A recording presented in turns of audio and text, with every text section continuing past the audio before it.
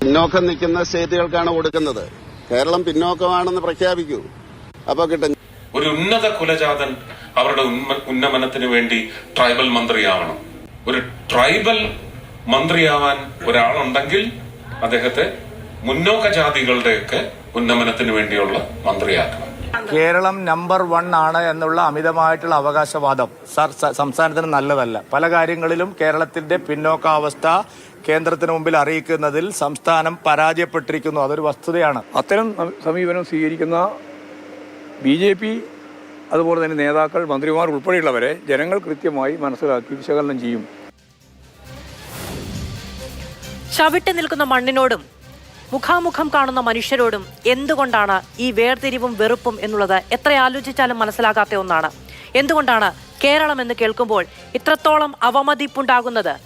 ഒരു ദിവസം കൊണ്ട് കേരള മോഡൽ എന്ന് ലോകം മുഴുവൻ പറയുന്നത്, നോക്കിക്കാണുന്നത്, സാമ്പത്തിക വിദഗ്ധർ വിശകലനം ചെയ്യുന്നത് ഏതെങ്കിലും പൊട്ടിപ്പോകുന്ന കുമിള കണ്ടിട്ടല്ല എന്ന് ബോധ്യമാകാത്തവരാണോ ഈ പറയുന്ന പ്രധാനപ്പെട്ട നേതാക്കൾ എല്ലാവരും എന്നത് നമുക്കറിവുള്ളതല്ല. കേരള മോഡൽ എന്നുള്ളത് നമ്മുടെ അഭിമാനം കൂടിയാണ്. നമ്മൾ നമ്മുടെ സാമൂഹ്യക്ഷേമ പദ്ധതികളിലൂടെ അടക്കം, നമ്മുടെ സാമൂഹ്യ നവോത്ഥാനത്തിലൂടെ അടക്കം ആളുകൾക്ക് അന്തസ്സോടുകൂടി തലയുയർത്തി ജീവിക്കാനുള്ള സാഹചര്യം കൂടി ഉണ്ടാക്കി കൊടുക്കുന്നിടത്താണ് കേവല സാമ്പത്തിക വികസനം എന്നതിനപ്പുറത്ത് മനുഷ്യരുടെ ഉന്നമനം, അവന്റെ അന്തസ് എന്നതിനെയൊക്കെ കേന്ദ്രീകരിച്ചുള്ള ഒരു വലിയ മാതൃക വളർത്തിയെടുത്തിരിക്കുന്നത്. ആ മാതൃകയിൽ നിന്ന് നോക്കുമ്പോഴാണ് നമുക്ക് മനുഷ്യർ തമ്മിൽ വിടവില്ലാതിരിക്കുന്നത്. ആരും ഉന്നത കുലജാതരാണ് എന്നോ ആരും ഐത്തം കൽപ്പിച്ച് മാറ്റി നിർത്തേണ്ടവരാണ് എന്നോ നമുക്ക് തോന്നാത്തത് എന്തുകൊണ്ടാണ്? ഈ വേർതിരിവ് ഈ കാലയളവിലും വലിയ വിവാദമായതോടുകൂടി കേന്ദ്രമന്ത്രി സുരേഷ് ഗോപി ഖേദപ്രകടനവും നടത്തി തന്റെ പ്രസ്താവന പിൻവലിക്കുന്ന സാഹചര്യം കൂടി ഉണ്ടായിട്ടുണ്ട്. അദ്ദേഹത്തിന്റെ ആ പ്രതികരണം കൂടി കാണാം. നല്ല ഉദ്ദേശം മാത്രമേ ഉള്ളൂ, അല്ലാതെ ആരും മികച്ചതാണ്, ആരും മോശപ്പെട്ടവരാണെന്ന് പറഞ്ഞിട്ടില്ല. ഈ ഒരു ചട്ടക്കൂടിനകത്തുനിന്ന് പുറത്തു വരണമെന്ന് പറഞ്ഞത് എടുത്തിട്ടിപ്പോ പെരുമാറിക്കൊണ്ടിരിക്കുക. വിശദമായ ചർച്ചയിലേക്ക് നമ്മൾ കടക്കുകയാണ്. നമ്മളോടൊപ്പം അതിഥികൾ CPM-ൽ നിന്ന് ശ്രീ ജേക്സി തോമസ്, വലത് സഹയാത്രികൻ ശ്രീ ഷാബു പ്രസാദ്, സാമൂഹ്യ നിരീക്ഷകൻ ശ്രീ ദിനു വെയിൻ, ഡോക്ടർ ജിൻഡോ ജോൺ കോൺഗ്രസിൽ നിന്ന്. ശ്രീ ഷാബു പ്രസാദ്, അങ്ങേക്ക് കേൾക്കാമോ? കേൾക്കാം. ശ്രീ ഷാബു പ്രസാദ്, കേന്ദ്രമന്ത്രിമാരുടെ ഭാഗത്തു നിന്നുണ്ടായ 2 പ്രതികരണങ്ങൾ. ഒന്ന്, കേരളം അങ്ങനെ മുന്നിട്ട് നിൽക്കുന്ന സംസ്ഥാനമല്ല എന്ന് പറഞ്ഞാലാണ് കൂടുതൽ സഹായം കിട്ടുക എന്ന് പറയുന്നിടത്ത് പിന്നോക്കമാണെന്ന് പ്രഖ്യാപിക്കുക എന്നാണ് പറയേണ്ടത്. ആരാണ് പ്രഖ്യാപിക്കേണ്ടത്? കേന്ദ്രത്തിന്റെ ഏത് ഏജൻസികൾക്ക് നമ്മളുടെ ഈ പറയുന്ന സാമൂഹ്യ ജീവിതത്തിന്റെ ഇൻഡെക്സുകൾ കണ്ടാൽ നമ്മൾ പിന്നോക്കമാണ് എന്ന് പ്രഖ്യാപിക്കാൻ കഴിയും? അപ്പോൾ അത് കഴിയില്ല. നിങ്ങൾ പ്രഖ്യാപിക്കുക, എന്നിട്ട് സഹായിക്കാം എന്നുള്ള നിലപാട് എത്രത്തോളം അവഗണനാപരമാണ് എന്ന് ഇന്നലെ മുതൽ ചർച്ച ചെയ്യുന്നു. ഇതാ വരുന്നു അടുത്ത കേന്ദ്രമന്ത്രിയുടെ പ്രതികരണം എന്ന് പറയുന്നത്. മുന്നോക്ക ജാതർ വേണം, ഉന്നത കുലജാതർ വേണം ഈ പറയുന്ന വകുപ്പുകളടക്കം പട്ടികജാതി വർഗ വകുപ്പൊക്കെ കൈകാര്യം ചെയ്യാൻ. അങ്ങനെയാണെങ്കിൽ മാത്രമേ അവർക്ക് മുന്നോട്ട് വരവ് ഉണ്ടാവുകയുള്ളൂ എന്നതടക്കമുള്ള കാര്യങ്ങൾ. എങ്ങനെയാണ് മനുഷ്യനെ ഉന്നത കുലജാതർ അല്ലാത്തവർ എന്നൊക്കെ ഈ കാലഘട്ടത്തിലും കാണാൻ കഴിയുന്നത്? മധു, ഞാൻ രണ്ടിനും വിശദമായിട്ട് തന്നെ മറുപടി പറയാം. ഇടപെടരുത് എന്നൊരു അപേക്ഷയുണ്ട്. ഒന്ന്, ഇപ്പൊ ഇന്നലെ അവിടെ ആ ബജറ്റ് വന്നപ്പോൾ മുതൽ പൊതുവെ എല്ലായിടത്തും നമ്മുടെ ജനസാമാന്യത്തിൻ്റെ അകത്ത് വളരെ സ്വീകാര്യമായ, ചരിത്രത്തിലെ തന്നെ പല എക്കണോമിക് വിദഗ്ധരും വിപ്ലവകരമായ ബജറ്റ് എന്ന് വിശേഷിപ്പിച്ച ഈ ബജറ്റ് വന്ന ആ നിമിഷം മുതൽ കേരളത്തിനൊന്നും കിട്ടിയില്ലേ, എല്ലാം ബീഹാറിന് പോകുന്നേ, ഞങ്ങൾക്കൊന്നും കിട്ടിയില്ലേ എന്ന ഒരു നിലവിളി ഇവിടെ മുഴുവനും കേൾക്കുകയാണ്. എന്നാൽ ഇത് കേരളത്തിനെന്നല്ല, ഇവിടെ അതിൻ്റെ അകത്ത് ആകെ പരാമർശിച്ച ഒരു ബീഹാറിനെ പരാമർശിച്ചത്. ബാക്കി ഇന്ത്യയിലും ബാക്കി എത്രയോ സംസ്ഥാനങ്ങളുണ്ട്. BJP അല്ലാതെ മറ്റേ പ്രതിപക്ഷം ഭരിക്കുന്ന സംസ്ഥാനങ്ങളുമുണ്ട്. ഒരു സംസ്ഥാനങ്ങളും ചെയ്യാത്ത രീതിയിൽ ഞങ്ങൾക്കൊന്നും കിട്ടിയില്ലേ, ഞങ്ങളിത് കേന്ദ്രത്തിന്റെ കനിവിന് വേണ്ടി കാത്തിരിക്കുകയാണ്, ഞങ്ങളെ അവഗണിക്കുന്നേ ഈ രീതിയിലുള്ള ഒരുതരം നാണക്കേടുണ്ടാക്കുന്ന തരത്തിൽ. സത്യത്തിൽ കേരളത്തിനെ നാണം കെടുത്തുന്നത് ഇവരാണ്. ഇങ്ങനെ മാധ്യമങ്ങളിലൂടെ കടന്നു വിളിച്ച് ഞങ്ങളെ ഞങ്ങൾക്കൊന്നും കിട്ടിയില്ലേ എന്ന് പറയുന്ന ഇവരാണ് ഏറ്റവും വൃത്തികെട്ട രീതിയിൽ ഈ നാടിനെ അപമാനിച്ചുകൊണ്ടിരിക്കുന്നത്. ഇങ്ങനെ ചെയ്തുകൊണ്ടിരുന്നപ്പോ എന്താണ് ബീഹാറിന് കൊടുത്തത്? എനിക്ക് ആഗ്രഹമുണ്ടായിരുന്നു ആദ്യഘട്ടമായതുകൊണ്ട് അങ്ങ് പൂർത്തീകരിക്കുന്നത് വരെ കാത്തിരിക്കണം എന്നുള്ളത്. പക്ഷേ ശ്രീ ഷാബു പ്രസാദ് വളരെ വ്യക്തവും കൃത്യവുമായി പറയുന്ന, അല്ലെങ്കിൽ പറയേണ്ടുന്ന ഒരു കാര്യം എന്ന് പറയുന്നത്, ഇവിടെയൊന്നും കിട്ടിയില്ല എന്ന് പറഞ്ഞ് യാചിക്കാൻ ആരും പോകുന്നില്ല. ഇവിടെ കിട്ടിയിട്ടില്ല എന്ന കാര്യം സംശയലേശമന്യേ വ്യക്തമാക്കുകയാണ് ചെയ്യുന്നത്. അത് ചെയ്യാനുള്ള എല്ലാ ജനാധിപത്യമായ അവകാശവും ഒരു സംസ്ഥാനത്തിനുണ്ട്. പിന്നെ വേറെ ഏതൊരു നാട്ടിലും കിട്ടിയിട്ടില്ല എന്ന് പറഞ്ഞാൽ തമിഴ്നാടിന്റെ മുഖ്യമന്ത്രി സ്റ്റാലിൻ അഭിപ്രായം രേഖപ്പെടുത്തിയിട്ടുണ്ട്. തമിഴ്നാട് എന്ന പേര് പോലും അവിടെ കേട്ടിട്ടില്ല എന്ന് പറഞ്ഞിട്ടുണ്ട്. തെലങ്കാനയുടെ ചതിയാണ് കാണിച്ചതെന്ന് തെലങ്കാനയുടെ മുഖ്യമന്ത്രി പറഞ്ഞിട്ടുണ്ട്. കർണാടകയ്ക്ക് കിട്ടിയത് ഒന്നുമല്ല എന്ന് കർണാടകയുടെ മുഖ്യമന്ത്രി പറഞ്ഞിട്ടുണ്ട്. ഇങ്ങനെ ആന്ധ്ര, ബീഹാർ എന്നതിനപ്പുറത്ത്, അല്ലെങ്കിൽ ഈ പറയുന്ന ഡൽഹിയെ പൊതുവായി അവിടെ കൂടുതൽ കേന്ദ്ര സർക്കാർ ജീവനക്കാരൊക്കെ ഉള്ളത് കൊണ്ടും മിഡിൽ ക്ലാസ് ഉള്ളത് കൊണ്ടും അവിടെ പരിഗണിക്കപ്പെട്ടു എന്ന് തോന്നലുണ്ടാക്കാനുള്ള നടപടികൾക്കപ്പുറത്ത് ഒന്നും കിട്ടിയില്ല എന്ന് പറയാനുള്ള ആർജവും അധികാരവും അവകാശവും ജനാധിപത്യം നൽകുന്നുണ്ട്. ഇല്ല, അവകാശത്തിനൊന്നും ആരും ചോദ്യം ചെയ്തില്ലല്ലോ. ഇനി മിഡിൽ ക്ലാസിന്റെ എണ്ണം നോക്കിക്കഴിഞ്ഞാൽ ഡൽഹിയിലേക്കാൾ കൂടുതൽ മിഡിൽ ക്ലാസ് ഉള്ളത് കേരളത്തിലാണ്. ഈ കേരളം മുഴുവൻ എടുത്തു നോക്കിക്കഴിഞ്ഞാൽ ഡൽഹിയിലേക്കാൾ എത്രയോ അധികമാണ് കേരളത്തിലെ മിഡിൽ ക്ലാസിന്റെ എണ്ണം എന്ന് പറയുന്നത്. അപ്പോൾ ഈ കേരളത്തിലെ മിഡിൽ ക്ലാസ്സിന് കിട്ടിയത് കേരളത്തിന് കിട്ടുന്നതല്ലേ? അപ്പം അങ്ങനെ പറയരുത്. ഇനിയും ഈ ബീഹാറിന് കൊടുത്തു. ബീഹാർ എന്താണ് ഇപ്പൊ അവിടെ ഈ മഖാന ബോർഡ്, അതിന് 100 കോടി രൂപ മഖാന ബോർഡ്, പിന്നെ അവിടെയുള്ള ഒരു കനാല്, എല്ലാം കൂടെ എത്ര കോടി രൂപ ഉണ്ടാവും?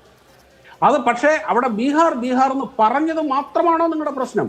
ഇവിടെ ഇന്ത്യ മുഴുവനുമുള്ള IIT-കൾക്ക് സഹായം കൊടുത്തിട്ടുണ്ട്, അതിൽ കേരളത്തിലെ പാലക്കാട് IIT-യും ഉണ്ട്. അതുപോലെ 25,000 കോടി രൂപ തീരദേശ സംരക്ഷണം, അതേപോലെ മത്സ്യവിഭവത്തിന് വേണ്ടി, ആ വിഭവശേഷിക്ക് വേണ്ടി കൊടുത്തിട്ടുണ്ട്. ഇന്ത്യയിലെ ഏറ്റവും വലിയ മികച്ച തീരപ്രദേശമുള്ള ഒരു സംസ്ഥാനമാണ് കേരളം. ഇവിടുത്തെ മത്സ്യസമ്പത്ത് എന്ന് പറഞ്ഞാൽ വളരെ വിപുലമാണ്. ആ വിഹിതം കേരളത്തിന് കിട്ടില്ലേ?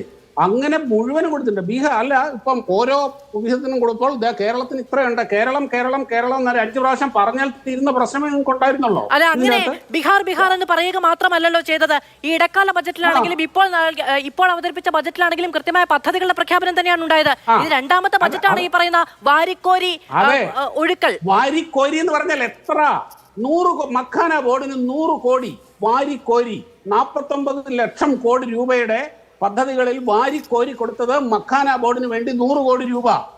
അതേപോലെ അവിടെ IIT-യുടെ വികസനത്തിന് വേണ്ടി, ആ IIT-യുടെ വികസനം കേരളത്തിലുമുണ്ട്. ഈ രാജ്യം മുഴുവനുമുള്ള IIT-കൾക്ക് കൊടുത്തിട്ടുണ്ട്. അതിന്റെ വിഹിതം പാലക്കാട് IIT-ക്കുള്ളത് പാലക്കാടിനും കിട്ടും. പേര് പറഞ്ഞില്ല എന്നുള്ളത് മാത്രമാണോ നിങ്ങളുടെ വിഷയം? പേര് പറഞ്ഞില്ല എന്നുള്ളത് മാത്രമല്ല, ഇപ്പോ ബീഹാറിന് ബജറ്റ് അവതരിപ്പിച്ചു തുടങ്ങി ഏതാണ്ട് 40 മിനിറ്റിനുള്ളിൽ 4 തവണ ബീഹാറിന്റെ പേര് പറഞ്ഞിട്ടുണ്ട്. അങ്ങനെ ഒരു പരിഗണന പോലും കിട്ടിയിട്ടില്ല എന്നുള്ളത്. ഇടക്കാല ബജറ്റിൽ 58,900 രൂപയുടെ പ്രഖ്യാപനങ്ങൾ ബീഹാറിന് മാത്രമായി നൽകിയിട്ടുണ്ട്. കേരളത്തിന് എന്ത് കിട്ടി? ശരി, ഇനി കേരളത്തിന്റെ പേര് പറഞ്ഞില്ല, പേര് പറയാതെ നൽകിയിട്ടുള്ളത് എന്തൊക്കെയാണ്? അതല്ല പറഞ്ഞ് ഒരു കാര്യം ഞാൻ പറയട്ടെ.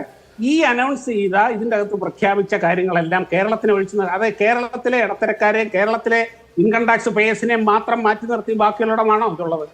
ഇത് ഈ രാജ്യത്തിന്റെ മുഴുവൻ സമഗ്രമായിട്ടുള്ളതാണ്. അത് ആ വിശദീകരണമൊക്കെ കഴിഞ്ഞ ഇടക്കാല ബജറ്റ് മുതൽ ഇങ്ങോട്ട് കേന്ദ്രമന്ത്രി സുരേഷ് ഗോപി അടക്കം പറഞ്ഞതാണ്. അങ്ങനെ എല്ലാവരെയും സ്നേഹിച്ച കൂട്ടത്തിലുള്ള സ്നേഹം നമ്മൾ കണക്കിലെടുത്തന്നേ. അതിനപ്പുറത്തുള്ള സ്നേഹം കൈനീട്ടി കൊടുക്കും. അത് മതിയെന്ന് അങ്ങ് പറഞ്ഞാൽ മതിയോ? അത് പോരാ. കേരളം ഏതാണ്ട് 1.5 ഡസനോളം ആവശ്യങ്ങൾ മുന്നോട്ട് വെച്ചിട്ടുണ്ട്. കഴിഞ്ഞ ഇടക്കാല ബജറ്റിൽ പ്രളയം അനുഭവിച്ച സംസ്ഥാനങ്ങൾക്ക് പ്രത്യേക പരിഗണനയും പാക്കേജും കൊടുത്തിട്ടുണ്ട്. നമുക്ക് എന്ത് കിട്ടി? വയനാട് ദുരന്തവുമായി ബന്ധപ്പെട്ട് എന്തെങ്കിലും തരത്തിലുള്ള ഒരു കൺസിഡറേഷൻ ഇല്ലാതെ പോകാൻ എങ്ങനെയാണ് ഒരു കേന്ദ്ര ബജറ്റിന് കഴിയുന്നത്? അല്ല, ഒരു കാര്യമുണ്ട്. ഇവിടെ കേരളത്തിൽ മാത്രമല്ല പ്രകൃതി ദുരന്തം ഉണ്ടായിട്ടുള്ളത്. തമിഴ്നാട്ടിൽ പ്രകൃതി ദുരന്തം ഉണ്ടായില്ലേ? ഒറീസയിൽ ഉണ്ടായില്ലേ? പ്രകൃതി ദുരന്തങ്ങൾ അത് ബജറ്റിൽ പ്രഖ്യാപിക്കേണ്ട കാര്യങ്ങളല്ല. പാടില്ല എന്നുണ്ടോ? ശരി, ഈ ജോർജ് കാര്യം മാത്രമാണ് നമുക്ക് പറഞ്ഞുകൊണ്ടിരിക്കുന്നത്. ഈ കേന്ദ്രമന്ത്രി സുരേഷ് ഗോപി നടത്തിയ മാടമ്പിത്തരം എന്ന് കൃത്യമായി പറയാൻ കഴിയുന്ന പ്രതികരണമോ? എങ്ങനെയാണ് മനുഷ്യരെ ഉന്നത കുലജാതർ അല്ലാത്തവർ എന്ന് കാണാൻ കഴിയുന്നത്? അതിന് ഞാൻ പറയാം, ഒരു കാര്യമില്ല. അവിടെ ഇപ്പം അപ്പൊ ഇത് ബജറ്റിന്റെ സമാധാനമല്ലേ? എനിക്കൊരു സമാധാനവുമില്ല. അങ്ങ് പറയുന്ന കാര്യങ്ങളോട് എനിക്ക് ഇപ്പോഴും വിയോജിപ്പ് തന്നെയാണ്. ആയിക്കോട്ടെ, ഒരു കാര്യം ചെയ്യാം. ഇനിയിപ്പം ബജറ്റിന്റെ ചർച്ച നടക്കുമ്പോൾ നിർമ്മല സീതാരാമനോട് ഇവിടുന്ന് പോയ MP-മാരോട് പറയാം, ഒരു 5 പ്രാവശ്യം കേരളം എന്നൊന്നും അതിൻ്റെ അകത്തൊന്ന് എഴുതി ചേർക്കുക. നിങ്ങളെ സമാധാനമൊക്കെ ആവട്ടെ. ഇനി സുരേഷ് ഗോപിയുടെ പ്രസ്താവനയുടെ കാര്യം ഇവിടെ ഞാൻ ഇപ്പോഴും ഓർക്കുന്നുണ്ട്. EMS നമ്പൂതിരിപ്പാട് എന്ന ഒരു ഉന്നത കുലജാതനെ, ഒരു ബ്രാഹ്മണനെ ഇവിടെ അധികാരത്തിൽ ആ പാർട്ടിയുടെ നയിച്ചപ്പോൾ, ഇതിനെ ചോദ്യം ചെയ്തപ്പോൾ അന്ന് ഇവിടുത്തെ CPM നേതാക്കൾ പറഞ്ഞിരുന്നത് കാര്യം, അദ്ദേഹമാണ് അതിന് ഏറ്റവും യോഗ്യൻ. കാരണം എന്താ പറഞ്ഞാൽ, ആ ഉന്നത കുലജാതനായിരിക്കുമ്പോൾ അവരനുഭവിച്ച പ്രിവിലേജ് എന്തൊക്കെയാണെന്ന് അദ്ദേഹത്തിന് അറിയും. ആ പ്രിവിലേജ് താഴെയുള്ള പാവപ്പെട്ടവർക്കും തൊഴിലാളികൾക്കും കിട്ടാൻ ഏറ്റവും രീതിയിലുള്ള തീരുമാനമെടുക്കാനും അത് മനസ്സിലാക്കാനും അങ്ങനെ ആ പ്രിവിലേജ് അനുഭവിച്ചവർക്കേ പറ്റുള്ളൂ എന്ന് നിലപാടെടുത്ത ഒരു സംഘടനയാണ് CPM കേരളത്തിലെ. ഞാൻ അതിനോട് യോജിക്കുകയാണ് ചെയ്യുന്നത്. എനിക്ക് മനസ്സിലാവുന്നില്ല സുരേഷ് ഗോപി എന്തിനാണ് ഇത് പിൻവലിച്ചത് എന്നുള്ള കാര്യം. തീർച്ചയായും അങ്ങനെ ഇവിടെ ഇനിയിപ്പം നമ്മളിവിടെ ഇതിനകത്ത് കടന്ന് ബഹളം വെക്കുന്നു ഒക്കെ ചെയ്യുന്നു. ഇവിടെ നമ്മൾ ഉന്നത കുലജാതൻ അല്ലെങ്കിൽ താഴ്ന്ന ജാതിക്കാരൻ എന്ന് വേർതിരിവുണ്ടോ എന്ന് ചോദിച്ചാൽ നമ്മുടെ സമൂഹത്തിൽ ഇപ്പോഴും അതുണ്ട് എന്നുള്ളത് ഒരു യാഥാർത്ഥ്യമാണ്. അത് നമ്മുടെ സമൂഹത്തിലല്ല, ചിലരുടെ മനസ്സിൽ എന്നുള്ളതാണ്. നമ്മൾ ഭരണഘടനയ്ക്ക് മുന്നിൽ തുല്യരാണ്. നമ്മുടെ ഭരണഘടന അനുസരിച്ച്, നമ്മുടെ രാഷ്ട്രസങ്കല്പം അനുസരിച്ച് ഈ പറയുന്ന ഉന്നത കുലജാതരല്ല എന്ന് ചില തിരുമനസ്സുകൾ വിചാരിക്കുന്ന ആളുകൾക്ക് ഈ നാട്ടിൽ ഭരണഘടന നൽകുന്ന സ്വാതന്ത്ര്യവും പ്രിവിലേജും എന്താണ് എന്ന് മനസ്സിലാക്കാൻ കഴിവില്ലാത്തവരാണ് നിങ്ങൾ താഴ്ന്നവർ എന്ന് വിചാരിക്കുന്നവർ എന്നുള്ള ഒരു മിഥ്യാബോധം. അവിടെ നിന്നാണ് ഈ പറയുന്ന തികട്ടലുകൾ ഉണ്ടാകുന്നത്. അത് മാധവിന്റെ മനസ്സിലുള്ള വിഷം കൊണ്ടാണ് മാധവിന് അങ്ങനെ തോന്നുന്നത്. വിഷം ആരുടെ മനസ്സിലായെന്നുള്ളതൊക്കെ നാട്ടുകാർ മുഴുവൻ കേട്ട് കഴിഞ്ഞു ശ്രീ ഷാബു പ്രസാദ്. അതായത് ഈ നാട്ടിൽ എന്തിനാണ് സംവരണം എന്ന് പറയുന്ന സംഭവം ഉള്ളത്? പിന്നോക്ക വിഭാഗങ്ങൾക്ക് സംവരണം, ആദിവാസി വിഭാഗങ്ങൾക്ക് സംവരണം, ട്രൈബ്സിന് സംവരണം എന്നുള്ളത് എന്തുകൊണ്ടാണത്? ആ വിഭാഗത്തിനെ മുഖ്യധാരയിലേക്ക് കൊണ്ടുവരണം. അത് എന്ന് വെച്ചാൽ അതിന്റെ അർത്ഥം എന്ന് പറഞ്ഞു കഴിഞ്ഞാൽ അവരെ ഇനിയും സാമൂഹ്യമായി ഒരുപാട് ഉയർത്താനുണ്ട്, സാമൂഹ്യപരമായ ഒരു തുല്യതയിലേക്ക് എത്താനുണ്ട് എന്നുള്ള ഒരു യാഥാർത്ഥ്യമാണ്. അല്ല, അവരെ നയിക്കേണ്ടത് തിരുമനസ്സുകൾ മാത്രമാണ്. ഞാൻ ഇത് നോക്കൂ, ഈ പറയുന്ന മന്ത്രി ആരായിരിക്കണം, വകുപ്പ് ആരായിരിക്കണം എന്നത് സംബന്ധിച്ച കാര്യങ്ങൾക്കൊക്കെ അപ്പുറത്ത് ഉന്നത കുലജാതർ എന്ന് പറയുന്ന ഒരു വേർഡ് ഉണ്ടല്ലോ, അത് വായിൽ നിന്ന് താഴേക്ക്, വായിൽ നിന്ന് സമൂഹത്തിലേക്ക് വമിപ്പിക്കാൻ ഉണ്ടാകുന്ന ഒരു മനസ്സുണ്ടല്ലോ, അതാണ് പ്രധാനം. അല്ല, അതിന്റെ വേറൊരു വശം കൂടെ പറഞ്ഞിട്ടുണ്ടല്ലോ. അതേപോലെ തന്നെ ഈ വിഭാഗത്തിൽ നിന്ന് വലിയ സ്ഥാനങ്ങളിലേക്കും ആൾക്കാർ വരണം എന്നും പറഞ്ഞിട്ടുണ്ടല്ലോ. ഇത് നോക്കൂ, നമ്മുടെ നാട്ടിൽ നമ്മളെ നയിക്കേണ്ടുന്ന ആളുകൾക്ക്, കേന്ദ്രമന്ത്രിമാർക്ക് ഒക്കെ ഈ പറയുന്ന ഉന്നത കുലജാതരെന്നോ അല്ലാത്തവരോ എന്ന് കുറെ ആളുകൾ വിചാരിക്കുന്ന ഒരു മാനദണ്ഡമല്ല എന്നുള്ളതെന്ന് എന്നാണ് മനസ്സിലാക്കുക. അതായത് നമുക്കറിയാമല്ലോ, ഇവിടെ ഈ നമ്മുടെ നാട്ടിലെ ഈ ജാതിപരമായ ഉച്ചനീചത്വങ്ങൾ ഇന്നും നമ്മുടെ നാട്ടിലുണ്ട്. അതുകൊണ്ടാണ് ഇവിടെ നമ്മൾ സംവരണം എന്ന് പറയുന്ന ആ ഒരു ഉച്ചനീചത്വം ഉള്ളത് കൊണ്ടാണ് ഉന്നത കുലജാതർ എന്ന് പറയുന്ന ഒരു വേർഡ് ഉണ്ടാവുന്നത്. ആ വേർഡ് 2025 നിന്ന് പറയാൻ കഴിയുന്നത് എങ്ങനെയാണ്? ഇത് ആരാണ് ഉന്നത കുലം? ഏതാണ് ഈ ഉന്നത കുലം? ഞങ്ങൾ ആരും വെച്ചനുവദിച്ചിട്ടില്ല. ഒരു സമൂഹം എന്ന നിലയ്ക്ക് കേരളം വെച്ചനുവദിച്ചു തരുന്നില്ല. നിങ്ങൾ വളച്ചൊടിക്കണ്ട മാധു. ഈ നാട്ടിൽ എന്തിനാണ് സംവരണം എന്ന് പറയുന്ന സംഭവം ഉള്ളത്? ഈ നാട്ടിൽ സംവരണം എന്ന് പറയുന്നത് എന്തിനാണുള്ളത്? ഈ നാട്ടിൽ ഇപ്പോഴും, അതായത് നൂറ്റാണ്ടുകളായി നിലനിന്ന ആ കൊടിയ പാപം, ഇതൊന്നും നിലനിന്നിട്ടില്ലെന്നോ, ഇതൊന്നും ഇല്ല എന്നോ, ഇതൊക്കെ ഇപ്പോഴും ചില വിഷമനസ്സുകളിൽ കൂടിയിരിക്കുന്നു എന്ന യാഥാർത്ഥ്യമൊന്നും ഇവിടെ ആരും കാണാതിരിക്കുന്നില്ല. പക്ഷെ ഒരു കേന്ദ്രമന്ത്രി ഈ നാട്ടിൽ ഉന്നത കുലജാതരുണ്ട് എന്ന് പറയുന്നത് വെച്ച് പൊറിപ്പിക്കാൻ കഴിയുന്ന ഒന്നല്ല. അങ്ങനെ ഒരു കേന്ദ്രമന്ത്രിക്ക് സാധുത നൽകാൻ കഴിയുന്ന തരത്തിൽ ഇവിടെ ഉന്നത കുലജാതരില്ല. ഇവിടെ ഉന്നത കുലജാതരില്ല. ഇല്ല, ഇവിടെ ജാതിയുണ്ട്. ഇവിടെ ഉന്നത കുലജാതരായി ആരെയും കണക്കാക്കുന്നില്ല. അതിന് സാധുത നൽകുന്ന തരത്തിൽ ഒരു കേന്ദ്രമന്ത്രിക്കും പറയാൻ കഴിയില്ല. അത് വെച്ച് അനുവദിച്ചു തരില്ല. ഇവിടെ ജാതിയുണ്ട്, ഇവിടെ ജാതി ആ ഉച്ചനീചത്വമുണ്ട്. ജാതിയുണ്ട്, അതിലേതെങ്കിലും വലുതോ അതിലേതെങ്കിലും ചെറുതോ എന്ന് അല്ല, അതിലേതെങ്കിലും വലുതോ അതിലേതെങ്കിലും ചെറുതോ എന്ന് വെച്ചനുവദിച്ചു തരാൻ കഴിയില്ല എന്ന് തന്നെയാണ് ആവർത്തിച്ച് പറയുന്നത് ശ്രീ ഷാബു പ്രസാദ്. നിങ്ങളുടെ ഒറ്റ സെക്കൻഡ്, നിങ്ങളുടെ മാതൃഭൂമി പത്രത്തിലെ ക്ലാസിഫൈഡ്സിന്റെ അകത്ത് ഒന്ന് നോക്കിയാൽ മതി. നിങ്ങൾ ഓരോ ഞായറാഴ്ചയും പബ്ലിഷ് ചെയ്യുന്നത് ഈ നാട്ടിലെ ജാതീയത എത്ര കൊടിയമായ അവസ്ഥയിലാണ്, എത്ര ഭീകരമായ അവസ്ഥയിലാണ്. ജാതീയത ഇല്ല എന്നോ, മനുഷ്യന്മാർ ഇപ്പോഴും അതിന്റെ വാലു പിടിച്ചു നടക്കുന്നില്ല എന്നൊന്നും ഇവിടെ ആരും പറഞ്ഞിട്ടില്ല. ഒരു കേന്ദ്രമന്ത്രി നാടിനെ നയിക്കാൻ ഉത്തരവാദിത്തപ്പെട്ട ചുമതല ഏറ്റെടുത്തിരിക്കുന്ന ഒരാൾക്ക് ഈ നാട്ടിൽ ഉന്നത കുലജാതരുണ്ടെന്നും മറ്റുള്ളവരുണ്ടെന്നും വേർതിരിച്ച് കാണാൻ പാടില്ല എന്ന് തന്നെയാണ് പറഞ്ഞിരിക്കുന്നത്. അങ്ങനെ വേർതിരിച്ചു കാണില്ല എന്ന് സത്യപ്രതിജ്ഞ ചെയ്ത അദ്ദേഹം അധികാരത്തിലിരിക്കുന്നത് എന്നതുകൊണ്ട് ശ്രീ ഷാബു പ്രസാദ്, ശരി, ഞാൻ അങ്ങനെയൊക്കെ വരാം. ജെയ്സി തോമസ്, നോക്കൂ, EMS കുറിച്ച് പറയുന്നു, അങ്ങ് കേട്ട് കാണുമല്ലോ അല്ലേ? അങ്ങനെ ഉന്നത കുലജാതനായതുകൊണ്ട് ആ പ്രിവിലേജുകൾ അനുഭവിക്കുന്ന ഒരാളെന്ന നിലയ്ക്ക് അദ്ദേഹത്തിന് നയിക്കാൻ കഴിയുമെന്ന ബുദ്ധി പണ്ട് കമ്മ്യൂണിസ്റ്റുകൾ വെച്ച് പുലർത്തിയത് ഏറ്റെടുത്തതാണത്രേ ഇപ്പോഴത്തെ അഭിനവ ഉന്നത കുലജാതർ.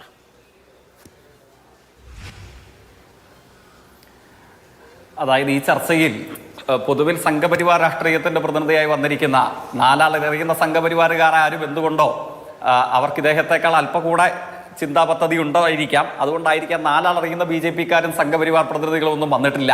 പകരം വലതുപക്ഷ അനുകൂലി എന്ന നിലയിലാണ് നമ്മുടെ സഹപാനലിസ്റ്റ് ചർച്ചയിൽ പങ്കെടുക്കുന്നത്. അതുകൊണ്ട് തന്നെ കേരളത്തിൽ പേര് കേട്ടുകേഴ്വിയുള്ള BJP നേതാക്കന്മാർ പോലും ഏറ്റെടുക്കാൻ തയ്യാറാകാത്ത ഈ വഷളത്തരം ഏറ്റെടുക്കാൻ വന്നിട്ടുള്ള ഈ സഹപാനലിസ്റ്റിനെ, അദ്ദേഹത്തിൻ്റെ വാദങ്ങളെ അർഹിക്കുന്ന പുച്ഛത്തോടുകൂടെ നമ്മൾ ചവിറ്റുകുട്ടയിലേക്ക് നമ്മളൊരു ജനാധിപത്യ ചർച്ചയ്ക്ക് ഞാൻ അങ്ങേ ക്ഷണിച്ചതുപോലെ തന്നെ അദ്ദേഹത്തെയും വളരെ ബഹുമാനത്തോടു കൂടി ക്ഷണിച്ചാൽ ഇതൊരു കാഴ്ചപ്പാടാണ് ജയ്ക്ക്. ഇപ്പോൾ കേന്ദ്രമന്ത്രി സുരേഷ് ഗോപിക്ക് BJP-യുടെ ഒരു ബാനർ കിട്ടുന്നത് വളരെ കുറച്ചു കാലത്തിന് മുമ്പാണ്. അതിനു മുമ്പും ഈ കാഴ്ചപ്പാടുകൾ, അതിനുശേഷവും ഈ കാഴ്ചപ്പാടുകൾ, ആ കാഴ്ചപ്പാടുകളും ആ വാദവുമാണ് ശ്രീ ഷാബു പ്രസാദ് മുന്നോട്ട് വെക്കുകയും ചെയ്യുന്നത്. പറയൂ. അല്ല, ഇതൊരു പുതിയ കാര്യമല്ലല്ലോ. കേരളത്തെയും ഇന്ത്യയെ സംബന്ധിച്ചൊരു പുതിയ കാര്യമല്ലല്ലോ. പൊതുവിൽ സംഘപരിവാർ രാഷ്ട്രീയത്തിന്റെ ഇന്ത്യൻ പ്രതീകങ്ങളായി നിൽക്കുന്ന ഏതു നേതാക്കന്മാരും ഇത്തരത്തിലുള്ള പരസ്യ പ്രസ്താവനകൾ പല കാലയളവിൽ നടത്തിയിട്ടുണ്ട്. ഇന്ത്യ രാജ്യത്തെ അധസ്ഥിതരെ, നിസ്വരും സാധാരണക്കാരുമായ കോടാനുകൂടി വരുന്ന ജനങ്ങളെ, അവരെ സാമൂഹ്യമായി അപഹസിക്കുന്ന എത്ര പ്രസ്താവനകൾ ഇതേപോലെ ഇദ്ദേഹത്തിൽ നിന്നുൾപ്പെടെ നമ്മൾ എത്രയോ തവണ കേട്ടിട്ടുണ്ട്. ഞാൻ അതിന്റെ ചരിത്ര വിശദാംശങ്ങളിലേക്കൊന്നും കടന്നു പോകുന്നില്ല. അടുത്ത ജന്മത്തിലെങ്കിലും പൂണൂൽ നെഞ്ചിന് കുറുകെ കിടക്കാൻ കഴിയുന്ന ഒരു സമുദായ അംഗമായി ജനിക്കണം എന്നുള്ളതാണ് എൻ്റെ ആഗ്രഹം എന്ന് പ്രസംഗിച്ചത് ഈ മാന്യൻ തന്നെയാണ്. അപ്പോൾ അദ്ദേഹത്തിന്റെ വായിൽ നിന്ന് ഇത് വരുന്നതിൽ അത്ഭുതമില്ല. കേരളത്തിലെ പ്രബുദ്ധരായ ജനവിഭാഗത്തിന് അക്കാര്യത്തിൽ എന്തെങ്കിലും ഒരു പുതുമയുണ്ടാകാൻ സാധ്യതയുണ്ട് എന്ന് ഞാൻ കരുതുന്നുമില്ല. പക്ഷേ തങ്ങളുടെ ഉള്ളിലുള്ള കുളിച്ചു തകട്ടലുകൾ, മുമ്പ് ഏതോ ചലച്ചിത്രത്തിൽ ഒരു കഥാപാത്രം പറയുന്ന വാചകം പോലെ, എത്രയൊക്കെ വാരിക്കോരി തിരച്ചാലും ചിലപ്പോൾ ഉള്ളിലുള്ള ഫ്രോഡ് പുറത്തേക്ക് വരും എന്നതുപോലെയാണ്. ആ വാചകത്തെ ഓർമ്മിപ്പിക്കുന്നതാണ് കേന്ദ്രമന്ത്രിയായി നമ്മുടെ നാട്ടിൽ നിന്ന് നിർഭാഗ്യവശാൽ തെരഞ്ഞെടുക്കപ്പെട്ടു പോയ ഈ മാന്യന്റെ ഭാഗത്തു നിന്നുണ്ടായ പ്രതികരണം. അദ്ദേഹം തന്നെ അത് പിൻവലിക്കാൻ ഇപ്പോൾ ശ്രമിച്ചു എന്നുള്ളത് അങ്ങ് വാർത്തയുടെ ആമുഖത്തിൽ സൂചിപ്പിച്ചു. പക്ഷെ നമ്മുടെ ചർച്ചയിൽ പങ്കെടുക്കുന്ന മാന്യന്റെ പ്രത്യേകത എന്താണ്?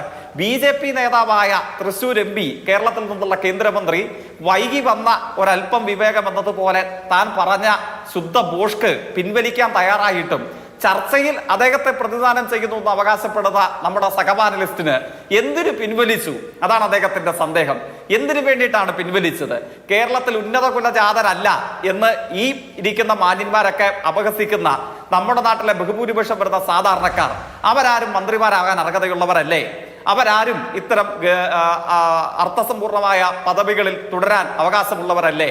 ഏതെങ്കിലും ഒരു പദവിയിൽ ഏതെങ്കിലും ഒരു കുലത്തിലോ ജാതിയിലോ പെട്ടയാൾ വന്നിരുന്നാൽ അത് വേണ്ട, മറ്റൊരു കുലത്തിൽപ്പെട്ടയാൾ വന്നിരിക്കണം എന്ന് പറയാൻ ഇവർക്കാരാണ് അവകാശം നൽകിയത്? ഇവരാരാണ്? കുലവും ജാതിയും നോക്കി ഉന്നതനെന്നും താഴ്ന്നവരെന്നും നിശ്ചയിക്കാൻ സംഘപരിവാർ രാഷ്ട്രീയത്തിന്റെ കേരളത്തിലെ ഇന്ത്യയിലെ നേതാക്കന്മാർക്ക് ആരാണ് അവകാശം കൊടുത്തത്? അങ്ങനെ ഒരു തിട്ടൂരം നിങ്ങളുടെ കയ്യിലുണ്ടെങ്കിൽ അത് 4 മടക്കി കയ്യിൽ വെച്ചാൽ മതി എന്ന് കേരളത്തിലെ മതനിരപേക്ഷ സമൂഹം, മാനവികത ഉയർത്തിപ്പിടിക്കുന്നവർ പറയും എന്ന കാര്യത്തിൽ ഒരു സംശയവും വേണ്ട. ഇത്തരം ഒരു സമീപനവുമായി ഈ കാലയളവിൽ നമ്മുടെ നാട്ടിൽ മനുഷ്യർക്കിടയിൽ രാഷ്ട്രീയ പ്രവർത്തനം നടത്താൻ കഴിയുമെന്ന് നിങ്ങൾ ആ ചോദ്യം ചോദിച്ചപ്പോഴാണല്ലോ ശ്രീ ജെ.സി. തോമസ് EMS-ന്റെ അടക്കം ഉദാഹരണം പറഞ്ഞുകൊണ്ട് ഇത് പഴയ കമ്മ്യൂണിസ്റ്റ് ചിന്തയാണ് എന്ന് അദ്ദേഹം പറയുന്നത്. ഞാൻ അതാണ് പറഞ്ഞത്. അതായത് അന്തസ്സുള്ള BJP നേതാക്കന്മാർ പോലും ന്യായീകരിക്കാൻ വരാത്ത, തള്ളിക്കളഞ്ഞ ഒരു വാദത്തെ ന്യായീകരിക്കാൻ കമ്മ്യൂണിസ്റ്റ് പാർട്ടി നേതാക്കന്മാരെയാണ് അദ്ദേഹം ആശ്രയിക്കുന്നത്. ഞാൻ പറയുന്നു, അതിന് കാലിനടിയിൽ ചവിട്ടി അരച്ച് കളയുന്ന പുല്ലിന്റെ പോലും ആ വാദത്തിന് കൊടുക്കാൻ ഞാൻ തയ്യാറല്ല. അദ്ദേഹം വേറെ എവിടെയെങ്കിലും പോയി പ്രസംഗിച്ചു കൊള്ളട്ടെ ഇത്തരം വാദങ്ങൾ. അതിന് പ്രതികരണം നടത്തി ഈ ചർച്ചയുടെ ഒരു സമയം കളയണമെന്നുള്ള ആഗ്രഹവും അഭിപ്രായവും എനിക്കില്ല. ഇതിനേക്കാൾ പ്രത്യേകതകൾ ഉളവാക്കുന്ന കാര്യം എന്താണ്? എന്നിട്ട് അദ്ദേഹം ബഡ്ജറ്റിനെ ന്യായീകരിക്കുന്നു. ബഡ്ജറ്റിനെ ന്യായീകരിക്കുന്നത് എങ്ങനെയാണ്? 3ഓ 4ഓ തവണ ബീഹാർ എന്ന് പറഞ്ഞു. അതാണോ നിങ്ങളുടെ പ്രശ്നം? കേരളത്തിന്റെ പേര് പറഞ്ഞിട്ടില്ല, അതാണോ നിങ്ങളുടെ കുഴപ്പം? ഞാൻ ചോദിക്കുന്നു, ഞാൻ പറയുന്നു, മലയാളികളായിട്ടുള്ള മുഴുവൻ ആളുകളും, അതിൽ രാഷ്ട്രീയ ഭേദം നമ്മൾ കാണേണ്ടതില്ല. BJP-കാരുണ്ടാകാം, ലീഗുകാരുണ്ടാകാം, കോൺഗ്രസ്സുകാരുണ്ടാകാം, ഇടതുപക്ഷമുണ്ടാകാം, ഇതിലൊന്നും പെടാത്തവരും ഇതിനോടൊക്കെ വിയോജിപ്പുള്ളവരും ഉണ്ടാകാം. എന്നാലും ലോകമെമ്പാടുമുള്ള മലയാളികൾ എന്ന നിലയിൽ നമ്മളുടെ നാടിനെ ഇന്ത്യൻ യൂണിയൻ ടെറിട്ടറിയുടെ പുറത്തു നിർത്തുന്ന ഒരു ശത്രു രാഷ്ട്രം എന്നതുപോലെയല്ലേ BJP നേതൃത്വം നൽകുന്ന യൂണിയൻ ഗവൺമെന്റ് നമ്മുടെ നാടിനോട് സമീപനം സ്വീകരിക്കുന്നത്? ഏതെങ്കിലും ഒരു സംസ്ഥാനത്തിന് എന്തെങ്കിലും കൊടുത്തു എന്നുള്ളതല്ല പ്രശ്നം. കേരളത്തിന്റെ അവകാശം അത് പറയുമ്പോൾ ആങ്കറും നമ്മളെല്ലാവരും മനസ്സിലാക്കേണ്ടത്, കേരളത്തിലെ ജനങ്ങൾ, അതായത് ലോകമെമ്പാടുമുള്ള മലയാളികൾ ചോദിക്കുന്നത്, ഏതെങ്കിലും BJP നേതാവ് മന്ത്രിസഭയിൽ ഇരിക്കുമ്പോൾ അയാളുടെ തറവാട്ടിൽ കാരണവന്മാർ അധ്വാനിച്ചുണ്ടാക്കിയ മുതലിന്റെ വിഹിതമല്ല നമ്മൾ ചോദിക്കുന്നത്. നമ്മളുടെ വിയർപ്പുപ്പിൽ നിന്ന് നമ്മൾ കൊടുക്കുന്ന നികുതിയുടെ അർഹതയുള്ള അവകാശം, RSS നേതാവിന്റെ കാരണവർ അധ്വാനിച്ചുണ്ടാക്കിയ തറവാട്ട് സ്വത്തല്ല, കേരളത്തിലെ ജനങ്ങൾ അധ്വാനിച്ച വിയർപ്പുപ്പിൽ നിന്ന് കൊടുക്കുന്ന നികുതിയുടെ അവകാശമുള്ള വിഹിതം, ആ വിഹിതമാണ് ചോദിക്കുന്നത്. ആ വിഹിതം ചോദിക്കുമ്പോൾ കേരളത്തിന്റെ പേര് പറയാൻ സൗകര്യമില്ല എന്ന് പറഞ്ഞാൽ അത് പറഞ്ഞേ പറ്റൂ എന്ന് മലയാളി തിരികെ പറയും. എന്തുകൊണ്ടാണ്? ആവർത്തിക്കുന്നു, മലയാളിയുടെ നികുതി പണത്തിന്റെ അവകാശമായ വിഹിതമാണ് മലയാളി ചോദിക്കുന്നത്. 500ഓളം പേർ അനൗദ്യോഗിക കണക്കിൽ മരണപ്പെട്ട സമീപകാല ഇന്ത്യയിലെ ഏറ്റവും വലിയ ദുരന്തം, ആ ദുരന്തത്തെ നേരിട്ടവരാണ് നാം എല്ലാവരും. ഈ ചർച്ചയിൽ പങ്കെടുക്കുന്നവരും ഇത് കാണുന്നവരും അല്ലാത്തവരുമായ മുഴുവൻ മലയാളികളും കേരളത്തിന്റെ ചരിത്രത്തിലെ ഏറ്റവും വലിയതും വർത്തമാനകാല ഇന്ത്യയിലെ ഏറ്റവും അപകടപൂർണമായ വലിയ ദുരന്തത്തെയും നമ്മൾ നേരിട്ടവരാണ്. നമുക്കൊരു അണാ പൈസ തരില്ല എന്നാണ്, മലയാളിക്ക് തരില്ല എന്നാണ് യൂണിയൻ ഗവൺമെന്റ് സംഘപരിവാരത്തിന്റെ മറവിൽ നമ്മളോട് വെല്ലുവിളി നടത്തുന്നത്. ഒന്ന് ആലോചിച്ച് നോക്കാം. അദ്ദേഹം പറഞ്ഞു തമിഴ്നാട്ടിൽ ദുരന്തമുണ്ടായില്ലേ, എത്ര കോടി കൊടുത്തു? 6 ദിവസം തമിഴ്നാട്ടിൽ മഴ പെയ്തപ്പോൾ ആന്ധ്രയിലും തെലങ്കാനയിലും ദുരന്തമുണ്ടായില്ലേ?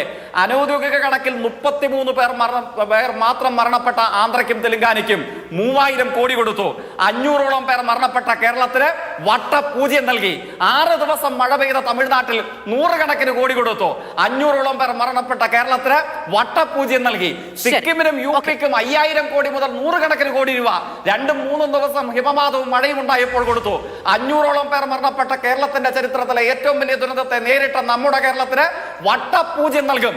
ഇതാണ് യൂണിയൻ ഗവൺമെന്റ് ദൗർഭാഗ്യകരം, നിരാശാജനകമെന്ന 2 വാക്കുകൾ കൊണ്ട് കേരളത്തിലെ മുഖ്യമന്ത്രി ഈ പറയുന്ന ബജറ്റിനെ വിശേഷിപ്പിക്കാൻ ഇടയാക്കിയത്. ഒരൊറ്റ കാര്യം ഓർത്തുവെച്ച് തന്നെ പോകേണ്ടതുണ്ട്. ഒരു രാത്രി വയനാടിന്റെ ഉള്ളൊലിച്ചു പോയി എന്ന വാർത്ത കേട്ടപ്പോൾ ചുരം കയറി ഓടിയെത്തിയ മനുഷ്യരാരും കേന്ദ്രമോ അല്ലെങ്കിൽ മറ്റാരെങ്കിലുമോ ഇങ്ങോട്ട് വെച്ചു നീട്ടുമെന്ന പ്രതീക്ഷ കൊണ്ടല്ല അവനവന്റെ കൂടപ്പറപ്പിനെ സഹായിക്കാൻ പോയത്. അവനവന്റെ ഉള്ളതിന്റെ ഏറ്റവും എല്ലാം തികഞ്ഞിട്ട് ബാക്കി വെച്ചതല്ല, ഉള്ളതിന്റെ ഒരു പങ്ക് എടുത്തു പിടിച്ചുകൊണ്ട് അതൊരു പുതപ്പാണെങ്കിൽ ഒരു പുതപ്പ ഇട്ടുമാറാൻ ഒരു വസ്ത്രമെങ്കിലും അതുമായി വയനാടിന്റെ ചുരം കയറി ഓടിയെത്തിയത് എന്ന ഓർമ്മ മുന്നോട്ട് പോകാൻ, അതിന് കടമെടുത്താണെങ്കിൽ കടമെടുത്ത് മുന്നോട്ട് പോകാൻ നമ്മൾ എന്ന ഒരു ജനതയെ തയ്യാറാക്കി നിർത്തും എന്ന കാര്യത്തിൽ ഒരു സംശയവും വേണ്ടതുമില്ല. അതിവിടെ ഒന്നുമില്ല എന്ന് നേരത്തെ പറഞ്ഞ യാചനാസ്വരത്തിൽ പറഞ്ഞുകൊണ്ടായിരിക്കില്ല എന്നതുകൂടി പറഞ്ഞു പോകാനുമുണ്ട്. അത് പറഞ്ഞില്ലെങ്കിൽ ഇങ്ങനെ ഈ ചർച്ചയുമായി മുന്നോട്ട് പോകുന്നതിൽ ഒരു അന്തസ് ഉണ്ടാകില്ല എന്നുകൂടി വിചാരിക്കുന്നു. ഡോക്ടർ ജിൻഡോ ജോൺ, അങ്ങനെ നിർമ്മലാ സീതാരാമൻ അടുത്ത തവണ ബജറ്റ് സമ്മേളനത്തിൽ സംസാരിക്കുന്ന സമയത്ത് കേരളം എന്ന് 4 തവണ പറഞ്ഞാൽ തീരുന്നതാണോ ഈ ജനതയുടെ ആവശ്യങ്ങൾ? മാധു, അങ്ങനെയല്ലല്ലോ. അവർ എന്ത് എളുപ്പത്തിൽ അങ്ങനെയൊക്കെ അതിനെ വളച്ചൊടിക്കുന്നത്. സത്യത്തിൽ വളച്ചൊടിക്കുന്നത് BJPക്കാരാണ്. ഇവിടെ കേരളം എന്ന് പറഞ്ഞ സംസ്ഥാനത്തിൻ്റെ ആവശ്യങ്ങൾ പരിഗണിച്ചില്ല എന്ന് മാത്രമല്ല 100% അവഗണനയാണ്. ഇപ്പോൾ നമ്മൾ പല കാര്യങ്ങളും ഇവിടെ പറയുന്നുണ്ട്. എനിക്ക് മുമ്പ് മാധു ആയാലും ജയിക്കായാലും അങ്ങനെ പലരും ഓരോ കാര്യങ്ങൾ പറയുന്നു. കേരളത്തിൽ ഇന്നലെ മുതൽ കേരളത്തിലെ ദൃശ്യമാധ്യമങ്ങളിൽ രാഷ്ട്രീയ നേതാക്കന്മാരും അല്ലാത്തവരും ഒക്കെ ഈ വിഷയം ഉയർത്തിക്കൊണ്ട് സംസാരിക്കുന്നുണ്ട്. ഇപ്പോൾ ഏറ്റവും അവസാനം പറഞ്ഞിടത്ത് ഈ വയനാട് ദുരന്തമാണ്. ഈ വയനാട് ദുരന്തത്തിന് അഡ്രസ്സ് ചെയ്യാൻ BJPക്ക് സാധിച്ചില്ല. ഇന്ത്യയുടെ പ്രധാനമന്ത്രി അവിടെ പറന്നെത്തുകയും ആളുകളെ കാണുകയും എന്തൊക്കെ അഭ്യാസങ്ങളാണ് നടത്തിയത്. അപ്പോൾ നമ്മൾ വിചാരിച്ചു എന്തെങ്കിലും അനുഭാവപൂർവ്വമായിട്ടുള്ള നടപടി ഉണ്ടാവുമെന്ന്. ഒന്നും ഉണ്ടായില്ല എന്ന് മാത്രമല്ല, തികഞ്ഞ വഞ്ചനയും നയവഞ്ചനയുമാണ് കാണിച്ചത്. അതവിടെ നിൽക്കട്ടെ. ഞാൻ അതിലേക്ക് വരുന്നതിന് മുമ്പ് എന്നെ അതിനേക്കാൾ വേദനിപ്പിക്കുന്നത് സുരേഷ് ഗോപിയുടെ പ്രസ്താവനയാണ്. കാരണം എൻ്റെയും ഈ പാനലിലിരിക്കുന്ന മുഴുവൻ ആളുകളുടെയും ഇത് കേട്ടുകൊണ്ടിരിക്കുന്ന ആളുകളുടെയും നികുതി പണത്തിൽ നിന്ന് ശമ്പളവും മറ്റ് ആനുകൂല്യങ്ങളും സന്നാഹങ്ങളും സൗകര്യവും പറ്റുന്ന ഒരു മന്ത്രി, ഒരു കേന്ദ്രമന്ത്രി അദ്ദേഹത്തിൻ്റെ മനസ്സിലിരിപ്പ് പ്രസംഗിക്കുകയാണ്. ഉന്നത കുലജാതരാണ് ആദിവാസികളെയും ദളിതരെയും ഭരിക്കാൻ മിടുക്കരെന്ന് അദ്ദേഹം പറഞ്ഞു വെക്കുമ്പോൾ അതെന്താണ് നമ്മൾ മനസ്സിലാക്കേണ്ടത്? അദ്ദേഹത്തിൻ്റെ മനസ്സിലിരിപ്പ് എന്ന് ഞാൻ കൃത്യമായിട്ടുള്ള ബോധ്യത്തോടെ പറയുന്നത്. കാരണം എപ്പോൾ ഇത്തരത്തിലുള്ള വാക്കുകൾ അദ്ദേഹം പറഞ്ഞാലും BJPക്കാരും അദ്ദേഹം തന്നെയും പറയുന്നത് ഞാൻ ഹൃദയത്തിൽ നിന്ന് സംസാരിക്കുന്ന ആളാണെന്നാണ്. അങ്ങനെ സുരേഷ് ഗോപി ഹൃദയത്തിൽ നിന്ന് സംസാരിച്ചത് കൊണ്ട് അദ്ദേഹത്തിൻ്റെ ഹൃദയത്തിലിരിപ്പ്, അദ്ദേഹത്തിൻ്റെ മനസ്സിലിരിപ്പാണ് അദ്ദേഹം പറഞ്ഞത്. ഞാനൊരു കാര്യം ചോദിക്കട്ടെ. അദ്ദേഹം ആദിവാസികളുടെ ഉന്നമനത്തിന് വേണ്ടി വല്ലാതെ അങ്ങ് വിഷമിക്കുമ്പോൾ ഒരു കാര്യം ചോദിക്കട്ടെ. അദ്ദേഹം പെട്രോളിയം, നാച്ചുറൽ ഗ്യാസിന്റെ സഹമന്ത്രിയാണല്ലോ. ഈ പെട്രോളിയം വകുപ്പിലെ സഹമന്ത്രിയായിട്ടിരിക്കുന്ന അദ്ദേഹം ഈ രാജ്യത്തെ മുഴുവൻ ആളുകളും ഇത്രത്തോളം വിലക്കയറ്റത്തിൽ പൊറുതിമുട്ടുമ്പോൾ അതിന്റെ പ്രധാന കാരണമായിട്ടുള്ള പെട്രോളിയം ഉൽപ്പന്നങ്ങളുടെ വലിയ നികുതിയും ഒടക്കത്തെ വിലയുമാണ് അല്ലേ? അപ്പൊ അതൊന്ന് നിയന്ത്രിക്കാൻ ഇദ്ദേഹത്തിന് സാധിച്ചോ? ഈ ഉന്നത കുലജാതനാണെന്ന് സ്വയം അവകാശപ്പെടുന്ന അദ്ദേഹം പോലും ഈ ആദിവാസികളെ മാത്രം ഉദ്ധരിക്കാതെ പാവപ്പെട്ടവരായിട്ടുള്ള നമ്മളെ എല്ലാവരെയും, സാധാരണക്കാരായ മുഴുവൻ ആളുകളെ ഉദ്ധരിക്കാൻ ഒരു അവസരം കിട്ടിയിട്ട് അത് ചെയ്തോ? ഈ പെട്രോളിയം ഉൽപ്പന്നങ്ങളുടെ വില കുറയ്ക്കാനായിട്ട് എന്തെങ്കിലും ഒരു വാക്ക് ഒന്ന് മുരളാൻ പോലും അദ്ദേഹത്തിന് സാധിച്ചോ? സാധിച്ചില്ല. അപ്പോൾ ഇത് ആത്മാർത്ഥമല്ല. ഡൽഹി തെരഞ്ഞെടുപ്പിന്റെ സമയത്ത് അവിടെ കൂടിയിരിക്കുന്ന BJP വിളിച്ചു കൂട്ടിയിരിക്കുന്ന ആളുകളുടെ മുമ്പിൽ ഒന്ന് ആളാകാൻ വേണ്ടി പറഞ്ഞു എന്നുള്ളത് മാത്രമേ നമുക്ക് കാണാൻ പറ്റുള്ളൂ. ഇനി അതിനപ്പുറത്ത് ഞാൻ ഒരു കാര്യം ചോദിക്കട്ടെ. ഈ ഉന്നത കുലജാതർ എന്നുള്ള ബോധ്യം എവിടെ നിന്നാണ് വരുന്നത്? അത് RSSന്റെ സംഘപരിവാറിന്റെ പ്രാരംഭകാലം തൊട്ട് ഉള്ള ഒരു കാഴ്ചപ്പാടാണ്. അതിനപ്പുറത്ത് ഈ ഉന്നത കുലജാതരുടെ ആ ബ്ലഡിന് വേണ്ടിയിട്ട് യുദ്ധം ചെയ്ത് 2ാം ലോക മഹായുദ്ധം വരെ ഉണ്ടാക്കിയ ആളുകളുണ്ട്. ഹിറ്റ്ലർ, മുസോളിനിയെ പോലുള്ള ആളുകൾ. ഹിറ്റ്ലർ എന്തിനാ മറ്റു മനുഷ്യരെ കൊന്നു കളഞ്ഞത്? ആര്യ ബ്ലഡിന് വേണ്ടിയിട്ടാണ്, പ്യൂരിഫിക്കേഷന് വേണ്ടിയിട്ടാണ് അല്ലേ? ആ സമാനമായ കാര്യമാണ് കേരളത്തിലും ഈ രാജ്യത്തും നടക്കുന്നത്. അതിനു വേണ്ടിയിട്ട് ഒരു അപ്പസ്തോലനെ പോലെയാണ് ഈ സുരേഷ് ഗോപി സംസാരിക്കുന്നത്. ഞാൻ അതിനപ്പുറത്തേക്ക് കിടക്കുന്നതിന് മുമ്പേ സുരേഷ് ഗോപിയുടെ മനസ്സിലുള്ള ബ്രാഹ്മണിക് ചാതുർവർണ്ണ്യത്തിന്റെ ആ അഹംബോധമാണ് ഇങ്ങനെ സംസാരിക്കാൻ അദ്ദേഹത്തെ പ്രേരിപ്പിക്കുന്നത്. ഇവിടെ ജയിക്ക് സൂചിപ്പിച്ചു, അദ്ദേഹം മുൻപ് പറഞ്ഞിട്ടുണ്ട് പൂണിലിടുന്ന ബ്രാഹ്മണനാകണം എന്നാണ് അടുത്ത ജന്മത്തിൽ അദ്ദേഹത്തിന്റെ ആഗ്രഹമെന്ന്. അടുത്ത ജന്മത്തിലല്ല, ഇപ്പോഴേ അദ്ദേഹം അതാണ് ചെയ്യുന്നത്. അടിമവേലയാണ് അദ്ദേഹം ചെയ്യുന്നത്. ബ്രാഹ്മണിക് ചാതുർവർണ്ണ്യത്തിന് വേണ്ടിയിട്ട് അടിമവേല ചെയ്യുന്ന സോ കോൾഡ് ഉന്നത കുലജാതനാണ് അദ്ദേഹം. അതിലൊരു സംശയവും വേണ്ട. ഞാനൊരു കാര്യം ചോദിക്കട്ടെ, അദ്ദേഹം പറയുന്നു ഞാൻ എന്റെ പ്രസ്താവന പിൻവലിക്കുന്നു എന്ന്. തോന്നിവാസം മുഴുവൻ പറഞ്ഞ് ഈ രാജ്യത്തിന്റെ ഭരണഘടനാ ലംഘനപരമായിട്ടുള്ള പ്രസ്താവന നടത്തിയതിനു ശേഷം നാട്ടുകാർ മുഴുവൻ പ്രതിഷേധിക്കുമ്പോൾ ഞാനത് പിൻവലിക്കുന്നു എന്ന് പറഞ്ഞാൽ അങ്ങനെ വെറുതെ പിൻവലിക്കാൻ പറ്റില്ല. പണ്ട് സിനിമയിൽ അഭിനയിച്ച സിനിമാ നടൻ സുരേഷ് ഗോപി അല്ല അദ്ദേഹം. ഈ രാജ്യത്തെ മുഴുവൻ ആളുകളുടെയും നികുതി പണത്തിൽ നിന്ന് ശമ്പളം പറ്റുന്ന, സർവ്വസന്നാഹങ്ങളും കൈക്കൊള്ളുന്ന അദ്ദേഹം കേന്ദ്രമന്ത്രിയാണ്. അദ്ദേഹം ആ സ്ഥാനത്തിരുന്നു കൊണ്ട് പറഞ്ഞത് മാപ്പ് പറഞ്ഞാൽ തീരുന്ന കാര്യമല്ല. അതുമല്ലെങ്കിൽ ഈ മാപ്പ് പറയുന്നത് സംഘപരിവാറുകാരുടെ സംഘികളുടെ പാരമ്പര്യമായിട്ടുള്ള ഒരു പരിപാടിയാണ്. അത് ബ്രിട്ടീഷുകാരന് മാപ്പ് എഴുതി കൊടുക്കുന്നതും ഷൂ നക്കുന്നതും തൊട്ട് ഇങ്ങോട്ട് ഇന്ന് വരെ 2025 വരെ ഇവരുടെ പരിപാടി ഇതാണ്. പക്ഷെ ഇവരുടെ മനസ്സിലിരിപ്പ് നമുക്ക് അംഗീകരിക്കാൻ പറ്റില്ല. വെറും സുരേഷ് ഗോപിയുടെ മനസ്സിലിരിപ്പ് അദ്ദേഹം പറഞ്ഞോട്ടെ, പക്ഷേ അത് പറയുമ്പോൾ നമ്മൾ അതിന് രാഷ്ട്രീയമായിട്ട് നേരിടും. പക്ഷേ കേന്ദ്രമന്ത്രിയായിട്ടുള്ള സുരേഷ് ഗോപി അത് പറഞ്ഞാൽ അത് മാപ്പ് പറയുന്നതിൽ മാത്രം തീരില്ല. അദ്ദേഹം ആ സ്ഥാനത്തിരിക്കാൻ യോഗ്യനല്ല. അദ്ദേഹം ഇമ്മീഡിയറ്റ് എഫക്റ്റിൽ രാജിവെക്കണം. ഇതേ ബോധ്യത്തിന്റെ അടിസ്ഥാനത്തിലല്ലേ ഈ രാജ്യത്ത് പാർലമെന്റ് മന്ദിരത്തിന്റെ ഉദ്ഘാടന സമയത്ത് ഇന്ത്യയുടെ പ്രസിഡന്റ് ആയിട്ടുള്ള ദ്രൗപദി മുർമുവിനെ മാറ്റി നിർത്തിയത്? അന്ന് ഞങ്ങൾ പ്രതിപക്ഷത്തിരിക്കുന്ന മുഴുവൻ ആളുകളും പറഞ്ഞു ഈ മാറ്റി നിർത്തലിന്റെ കാരണം ചാതുർവർണ്ണ്യത്തിൽ അടിസ്ഥിതമായിട്ടുള്ള BJPയുടെ അഹംബോധത്തിന്റെ തുടർന്നാണെന്ന്. അന്ന് ഇവരതൊക്കെ അങ്ങനെയല്ല എന്ന് പറഞ്ഞു. ഇത് തന്നെയാണ് സുരേഷ് ഗോപി ഇപ്പോഴും പറയുന്നത്. ഒരു കാര്യം കൂടി പറയാം, ഇവിടെ ആദിവാസികളെ ഭരിക്കാൻ, ദളിതരെ ഭരിക്കാനായിട്ട് ഉന്നത കുലജാതരാണ് യോഗ്യനെന്ന് ഇദ്ദേഹത്തിന് എങ്ങനെയാ തോന്നിയത്? ഈ ബ്രാഹ്മണിക് ആളുകളായിട്ട് ഉള്ളവരൊക്കെ ഭരിച്ചുകൊണ്ടിരുന്നപ്പോൾ, ഈ സോ കോൾഡ് ഉന്നത കുലജാതർ ഈ രാജ്യം ഭരിച്ചുകൊണ്ടിരുന്ന കാലഘട്ടത്തിൽ എങ്ങനെയായിരുന്നു ഇവിടുത്തെ ആദിവാസികളുടെ, ദളിതരുടെ സാമൂഹ്യാവസ്ഥ, അവരുടെ ജീവിത നിലവാരം എങ്ങനെയായിരുന്നു, അവരെങ്ങനെയാണ് കഴിഞ്ഞത്? അതൊക്കെ അദ്ദേഹം മനസ്സിലാക്കണ്ടേ? അതിനപ്പുറത്ത് അദ്ദേഹത്തിന്റെ കൂടെ മന്ത്രിസഭയിൽ ഇരിക്കുന്ന ഒരു മന്ത്രിയെ കുറിച്ചിട്ട് അദ്ദേഹം പറഞ്ഞതിനെ കുറിച്ച് അത് BJPക്കാർ തീരുമാനിക്കട്ടെ. എന്തായാലും ഒരു കാര്യം ഉറപ്പിച്ച് നമുക്ക് പറയാം, ഈ നാവ് പുറത്തെടുത്താൽ BJPയുടെയും സംഘപരിവാറിന്റെയും നേതാക്കന്മാരൊക്കെ ഏത് സമയത്തും വാ തുറന്നാലോ നാവ് പുറത്തിട്ടാലോ അത്രമാത്രം ഈ വിഷം ചീറ്റുന്ന, ചാതുർവർണ്ണ്യത്തിന്റെ ആയാലും വർഗീയതയുടെ ആയാലും വിഷം ചീറ്റുന്ന വിഷപ്പാമ്പുകൾക്ക് തുല്യമാണ് ഇവരുടെ നിലപാടുകൾ. ഇവർ പിന്നീട് മാപ്പ് പറയുമ്പോൾ നമ്മളതൊക്കെ വിശ്വസിക്കും. സുരേഷ് ഗോപി MP ആകുന്നതിന് മുമ്പ് കുറെ കാര്യങ്ങൾ കേരളത്തോട് പറഞ്ഞിരുന്നു അല്ലെ? റബ്ബറിന് വില കൂട്ടും, 300 രൂപയെങ്കിലും ഉറപ്പ് കൊടുക്കാൻ ഇവർക്ക് സാധിക്കുമെന്ന് പറഞ്ഞു. കരുവന്നൂരിലെ കള്ളപ്പണക്കാരെ, കൊള്ളയടിച്ചവരെ പിടിച്ചകത്തിടുമെന്ന് പറഞ്ഞു. എത്ര കാര്യങ്ങൾ പറഞ്ഞു. കേരളത്തിന്റെ മുഖ്യമന്ത്രിയെയും മകളെയും പിടിച്ച് ജയിലിടുന്നു പറഞ്ഞു. ഞങ്ങൾക്ക് കേരളത്തിന്റെ മുഖ്യമന്ത്രിയെയും മകളെയും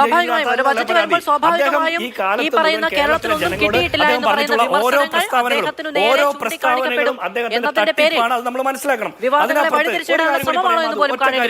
ഒറ്റ കാര്യം കൂടി അദ്ദേഹത്തിന് ഇതെന്താണെന്ന് മനസ്സിലായത്. ഒറ്റ കാര്യം കൂടി മാധു, ഒരൊറ്റ കാര്യം കൂടി പറഞ്ഞാൽ മതി.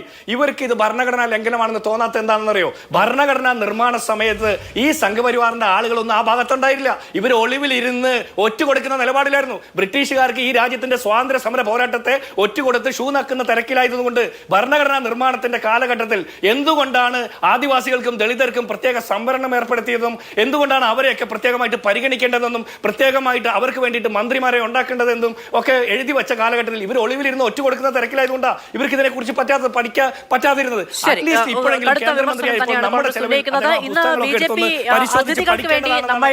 ശ്രമിച്ചിരുന്നു. BJPയുടെ മീഡിയ വിങ്ങിലുള്ള ആളുകൾ നമ്മളോട് പറഞ്ഞത് ഇതൊരു ചർച്ചയാക്കേണ്ട ആവശ്യമില്ല എന്ന് വിചാരിക്കുന്നു എന്നുള്ളതാണ്. ഏറ്റവും കർശനമായി അത്തരം ചിന്തകളുടെ പൊടിപ്പിനെ പോലും ഭീഷണാപരമായി എതിർത്ത് തോൽപ്പിക്കേണ്ട ബാധ്യത സമൂഹത്തിനുണ്ട് എന്ന തിരിച്ചറിവ് കൂടി നമുക്ക് വേണ്ടതുമാണ്. ദിനുവേ, ഇനിയിപ്പോ ഇത് നോക്കൂ, ജാതി ഈ നാട്ടിൽ നിൽക്കുന്നില്ലേ, സംവരണം ഈ നാട്ടിൽ നിൽക്കുന്നത് പിന്നെ എന്തുകൊണ്ടാണ് എന്ന ഒരു ചോദ്യം എന്ന് പറയുന്നത് മുന്നാക്കം പിന്നാക്കം എന്ന രണ്ട് വാക്കുകളെ വളരെ വികലമായി കാണുന്നത് കൊണ്ടാണ്. സാമൂഹ്യമായും വിദ്യാഭ്യാസപരമായും, അല്ലെ, ഈ രണ്ടു കാര്യങ്ങളാണ് എടുത്തു പറയുന്നത്. സാമൂഹ്യമായും വിദ്യാഭ്യാസപരമായും പിന്നാക്കം നിൽക്കുന്ന വിഭാഗങ്ങൾ എന്ന നിലയ്ക്കാണ് നമ്മൾ പിന്നാക്കം എന്ന് പറയുന്നത്. സാമൂഹ്യമായും വിദ്യാഭ്യാസപരമായും മുന്നാക്കം നിൽക്കുന്ന വിഭാഗങ്ങൾ എന്ന നിലയ്ക്കാണ് അത് പറയുന്നത്. അല്ലാതെ മുന്നാക്കക്കാരെന്തോ ഉയർന്നവർ, പിന്നാക്കക്കാരെന്തോ താഴ്ന്നവർ എന്ന നിലയ്ക്ക് അതിനെ കാണാനുള്ള നിർബന്ധ ബുദ്ധി കൊണ്ടല്ലേ ഈ ചോദ്യം ഉണ്ടാകുന്നത്? തീർച്ചയായിട്ടും. ഒരുപക്ഷെ നമ്മളൊക്കെ കരുതുന്നത്, അല്ലെങ്കിൽ നമ്മുടെയൊക്കെ നിത്യജീവിതത്തിൽ നമ്മൾ കണ്ടിട്ടുള്ളത് ഒരുപക്ഷെ പൂവൻ കുല, ഞാലിപ്പൂവൻ കുല, റോബസ്റ്റ കുല എന്നൊക്കെ പറഞ്ഞിട്ടുള്ള കുലകളാണ്. ഇത് മണ്ണിൽ വളരുന്ന കുലകളാണ്. പക്ഷേ മനസ്സിൻ്റെ വിഷലിപ്തമായിട്ടുള്ള മണ്ണിൽ മാത്രം വളരാൻ പറ്റുന്ന ഒരു കുലയാണ് ഉന്നത ജാത കുല എന്ന് പറയുന്ന ഒരു കുല. അപ്പം ഒരു കുലവും ഉന്നതമല്ല എന്നുള്ളത് വളരെ ബേസിക് ആയിട്ടുള്ള ഒരു കോൺസ്റ്റിറ്റ്യൂഷൻ മൊറാലിറ്റിയിൽ ഒരു വ്യക്തിക്ക് തോന്നേണ്ട ഒരു കാര്യമാണ്.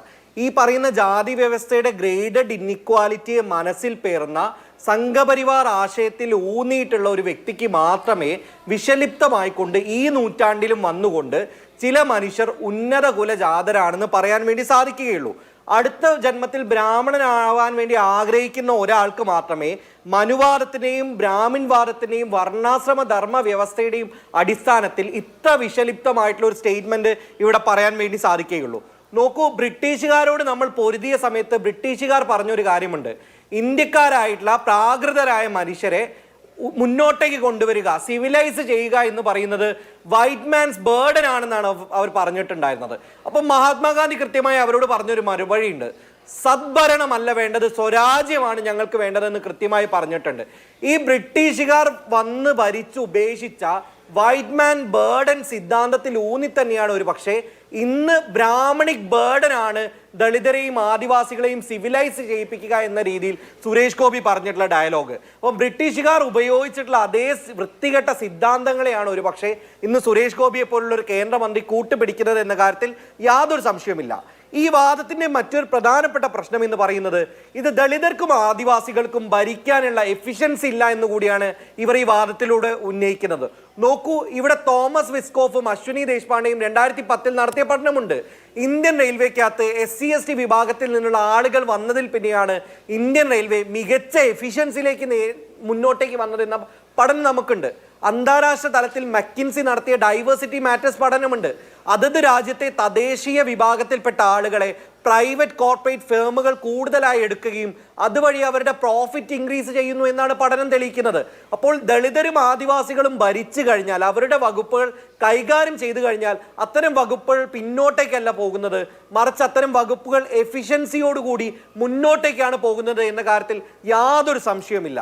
ഒരു വ്യക്തിയുടെ മെറിറ്റ് എന്ന് പറയുന്നത് ജനിക്കുന്ന ജാതിയിലാണെന്ന് ഈ നൂറ്റാണ്ടിലും വിശ്വസിക്കുന്ന മനുഷ്യന് വിവരക്കേടിന്റെ ചികിത്സ നൽകണമെന്നാണ് ഞാൻ പറയുന്നത്. ഡോക്ടർ BR അംബേദ്കർ, സുരേഷ് ഗോപി ഇരിക്കുന്ന അതേ പാർലമെന്റിൽ അതേ മന്ത്രിസഭാ മന്ദിരത്തിനകത്ത് എക്സ്റ്റേണൽ അഫയേഴ്സ് എന്ന് പറയുന്ന ഒരു മിനിസ്ട്രി ഉണ്ട്. ആ മിനിസ്ട്രി പുറത്തിറക്കിയ ഡോക്ടർ BR അംബേദ്കറിന്റെ അനേകം പുസ്തകങ്ങളുണ്ട്. മിനിമം ആ പുസ്തകം വായിക്കാനെങ്കിലും ഈ മാപ്പ് പറയുന്ന സമയത്ത് സുരേഷ് ഗോപി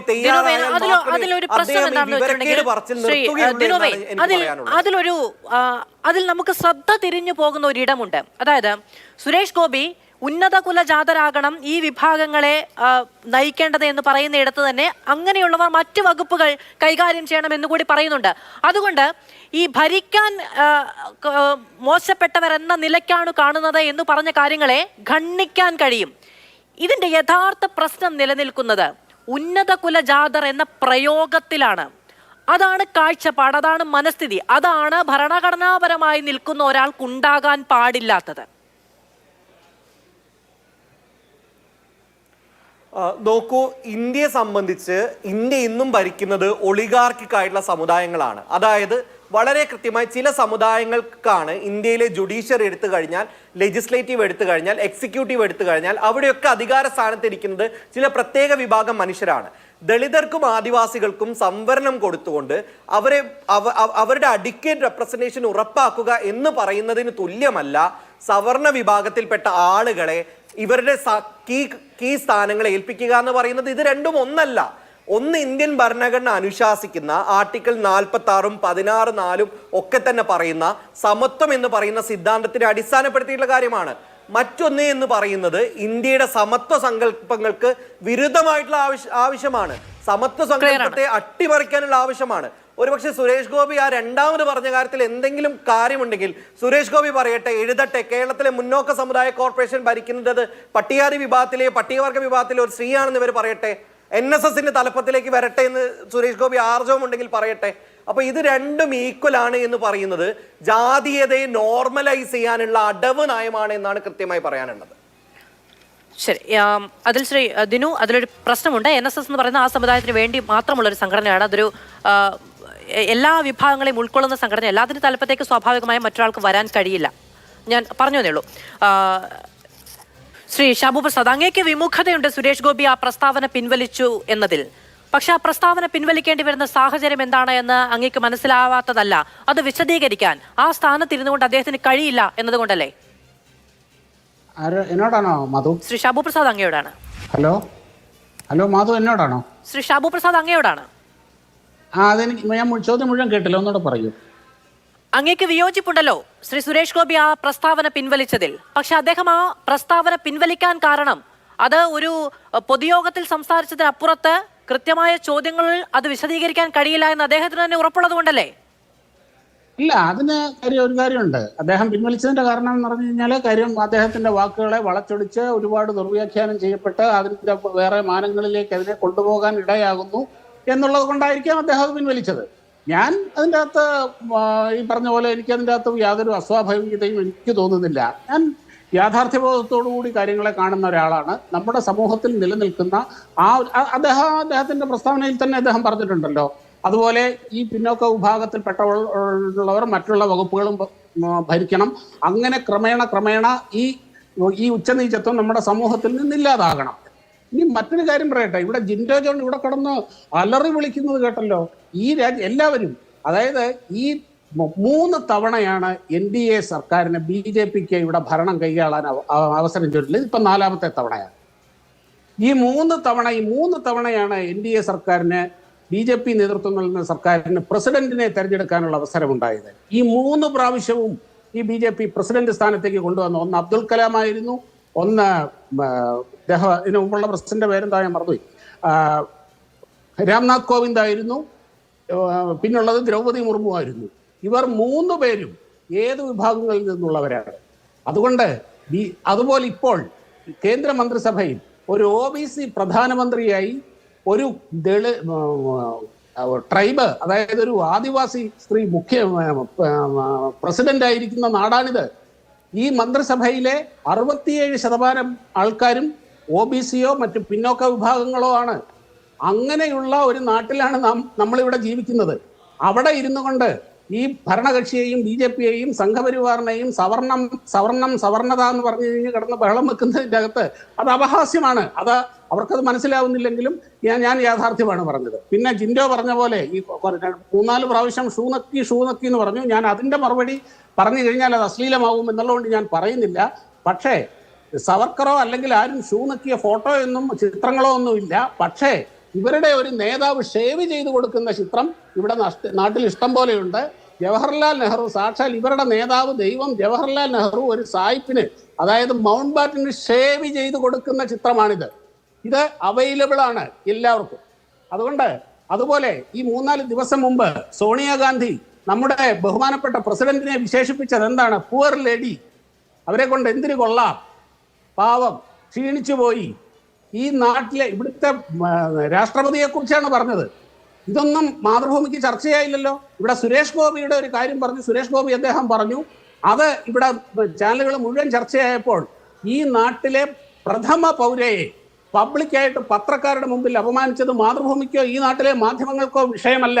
അത് തന്നെയാണ് നിങ്ങളുടെയൊക്കെ കാപട്യവും കള്ളത്തരവും. അത് തന്നെയാണ്, ഒരു സംശയവും വേണ്ട. അത് സുരേഷ് ഗോപി അദ്ദേഹം പറഞ്ഞു, ഞാൻ നല്ല ഇന്റൻഷനിൽ തന്നെയാണ് അദ്ദേഹം പറഞ്ഞത് എന്ന് വിശ്വസിക്കുന്ന ആളാണ് ഞാൻ. ഇവിടെ സംഘപരിവാറിന്റെ ഈ അല്ല, എന്ത് ചർച്ച ചെയ്യണം, എന്ത് ചർച്ച ചെയ്യരുത് എന്ന കാര്യത്തിൽ ഈ പറയുന്ന വലത് അജണ്ടകൾക്ക് തലവെച്ചു കൊടുക്കാൻ എന്തായാലും തൽക്കാലം ഇവിടെ നിർവാഹമില്ല. ഇനി ഒരു കാര്യം അവസാനിപ്പിക്കാം. ഒറ്റ കാര്യം കൂടി. ഇവിടെ 1982 കേരളത്തിൽ ഒരു വിശാല ഹിന്ദു സമ്മേളനം നടന്നിരുന്നു. അത് നിങ്ങളൊക്കെ ഒരു പക്ഷേ ജനിക്കുന്നതിന് മുമ്പായിരിക്കും. 82 എറണാകുളത്ത് നടന്ന ആ വിശാല ഹിന്ദു സമ്മേളനം സംഘപരിവാർ നേതൃത്വത്തിലാണ് നടത്തിയത്. ആ വിശാല ഹിന്ദു സമ്മേളനത്തിൽ അതിന്റെ ഗണപതി ഹോമം നടത്തിയത് ആരാണെന്ന് അറിയുമോ?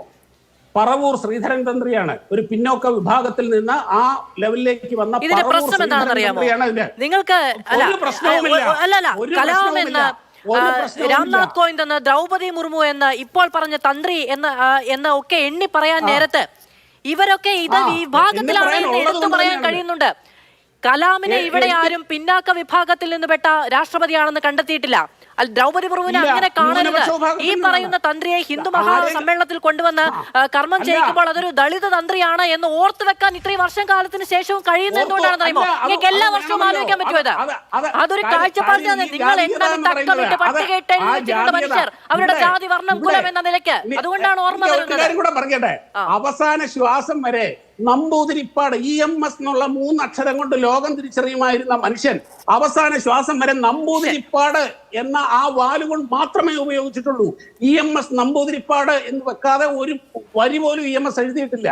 എന്താണത്? ജാതീയതയല്ലേ? ഞാൻ ഒരു മനുഷ്യനെ വായിക്കേണ്ടത് അവൻ ജീവിച്ച കാലഘട്ടത്തിൽ നിന്നുകൊണ്ടാണ് എന്നുള്ളത് അടിസ്ഥാനമാണ്. ചർച്ച ഒരു ചരിത്രം വായിക്കുമ്പോൾ എന്നുള്ളത് മാത്രം പറഞ്ഞാൽ അവിടെ അവസാനിപ്പിക്കുന്നു. ജയിക്കിലേക്കാണ് ഞാൻ വരേണ്ടത് ഊഴമനുസരിച്ച്. പക്ഷേ ഡയറക്റ്റ് ആയി ജിൻഡോയോടുള്ള ചില ചോദ്യങ്ങൾ ഉള്ളത് കൊണ്ട് ഞാൻ അതിനുശേഷം വരാമെന്ന് ജയിക്കിന്റെ അനുവാദത്തോടു കൂടി ആ സമയം ഞാൻ എടുക്കുകയാണ്. ജിൻഡോ, പറഞ്ഞ കാര്യങ്ങൾക്ക് മറുപടി.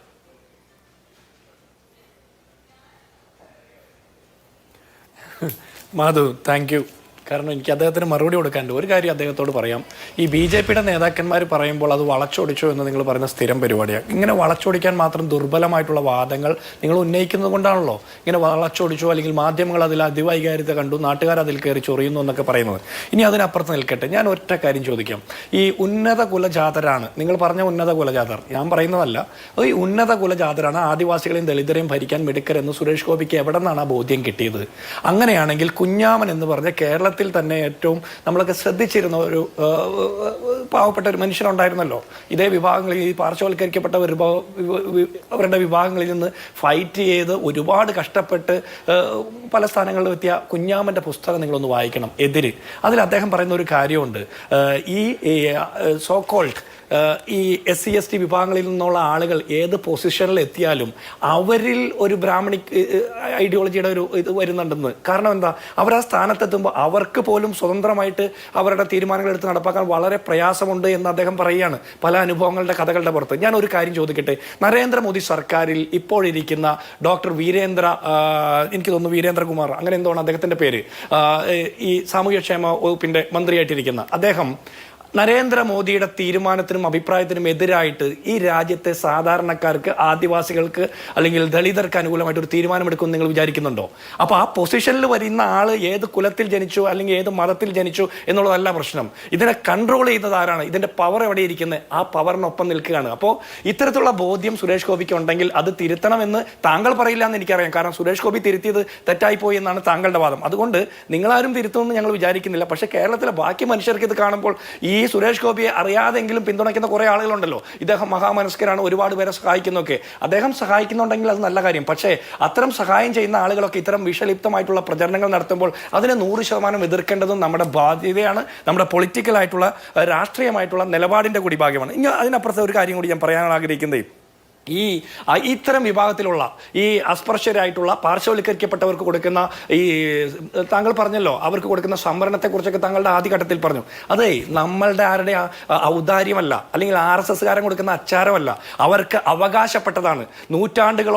ഒരുപാട് നൂറ്റാണ്ടുകളോളം അടിച്ചമർത്തപ്പെട്ട ഒരു വിഭാഗത്തിൽപ്പെട്ട ജനതയെ അവർ സമൂഹത്തിന്റെ മുഖ്യധാരയിലേക്ക് കൊണ്ടുവരാൻ വേണ്ടിയിട്ട് ഇന്ത്യൻ ഭരണഘടന ഉറപ്പ് നൽകുന്ന നമ്മുടെ ഉത്തരവാദിത്തം. അത് നിങ്ങൾ വലിയ മേന്മയായിട്ട് പറയേണ്ട, അതൊരു മേന്മയുമല്ല, അത് എടുത്തു പറയേണ്ട ഒരു കാര്യവും അല്ല, അത് അവർക്ക് അവകാശപ്പെട്ടതാണ്. അത് ആദ്യം ഷാബു പ്രസാദിനെ പോലുള്ള വലതുവാദികൾ മനസ്സിലാക്കണമെന്നാണ് എൻ്റെ അഭിപ്രായം. ഇനി രണ്ടാമത്തത്, ഈ ഇവർക്കൊന്നും ഭരിക്കാൻ അറിയില്ലെങ്കിൽ, ഉന്നത കുലജാതർക്ക് മാത്രമേ ഭരിക്കാൻ അറിയുള്ളെങ്കിൽ, താങ്കൾ പറഞ്ഞു രാംനാഥ് കോവിന്ദ്, ദ്രൗപദി മുർമു, അബ്ദുൽ കലാമിനെയൊക്കെ പ്രസിഡന്റ് ആക്കിയെന്ന്. അതിനു മുമ്പ് ഈ KR നാരായണനെയും പ്രസിഡന്റ് ആക്കിയിരുന്നു കോൺഗ്രസിന്റെ കാലത്ത്. പക്ഷേ കോൺഗ്രസ്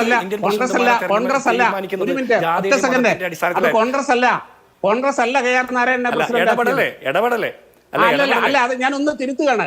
കോൺഗ്രസ് അല്ല, ഐക്യജനാധിപത്യ മന്ത്രിസഭയാണ്. അന്ന് കോൺഗ്രസ് അല്ല ഇന്ത്യ ഭരിച്ചിരുന്നത്. കോൺഗ്രസ് ആക്കിയിട്ടില്ല. ശരി, അല്ല ആ മാഷം അല്ല കോൺഗ്രസ് അല്ല, ഞാൻ പറയട്ടെ, ഐക്യ ഗുജറാളിന്റെ മന്ത്രിസഭ എങ്ങനെയാ ഭരിച്ചത്?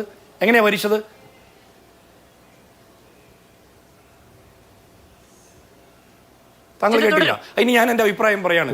ഈ ഇന്ത്യൻ നാഷണൽ കോൺഗ്രസ് ഈ രാജ്യം ഭരിക്കുന്ന കാലത്ത് ഈ രാജ്യത്തെ പ്രസിഡന്റുമാരെ തീരുമാനിക്കുന്നത് ജാതിയുടെയും മതത്തിന്റെയും അടിസ്ഥാനത്തിലല്ല. അതുകൊണ്ട് ഞങ്ങൾ ഇന്ന ജാതിയിൽപ്പെട്ട ആളുകളെ വെച്ചു എന്ന് പറയാനായിട്ട് ഞങ്ങൾ അങ്ങനെ ആഗ്രഹിക്കുന്നില്ല. അപ്പൊ കോൺഗ്രസ്, ഇന്ത്യൻ നാഷണൽ കോൺഗ്രസിന്റെ കാലത്ത് ഇന്ത്യൻ പ്രസിഡന്റുമാരെ തീരുമാനിച്ചത് അങ്ങനെയല്ല. ഇനി BJPയുടെ കാലത്ത് അങ്ങനെ നിങ്ങൾ വെച്ചിട്ടുണ്ടെങ്കിൽ നിങ്ങൾക്ക് ആ ജാതി പറയാൻ വേണ്ടി മാത്രമാണ്. അതിനപ്പുറത്ത് ദ്രൗപദി മുർമുവിന് എന്ത് പ്രാധാന്യമാണ് നിങ്ങൾ കൊടുത്തത്?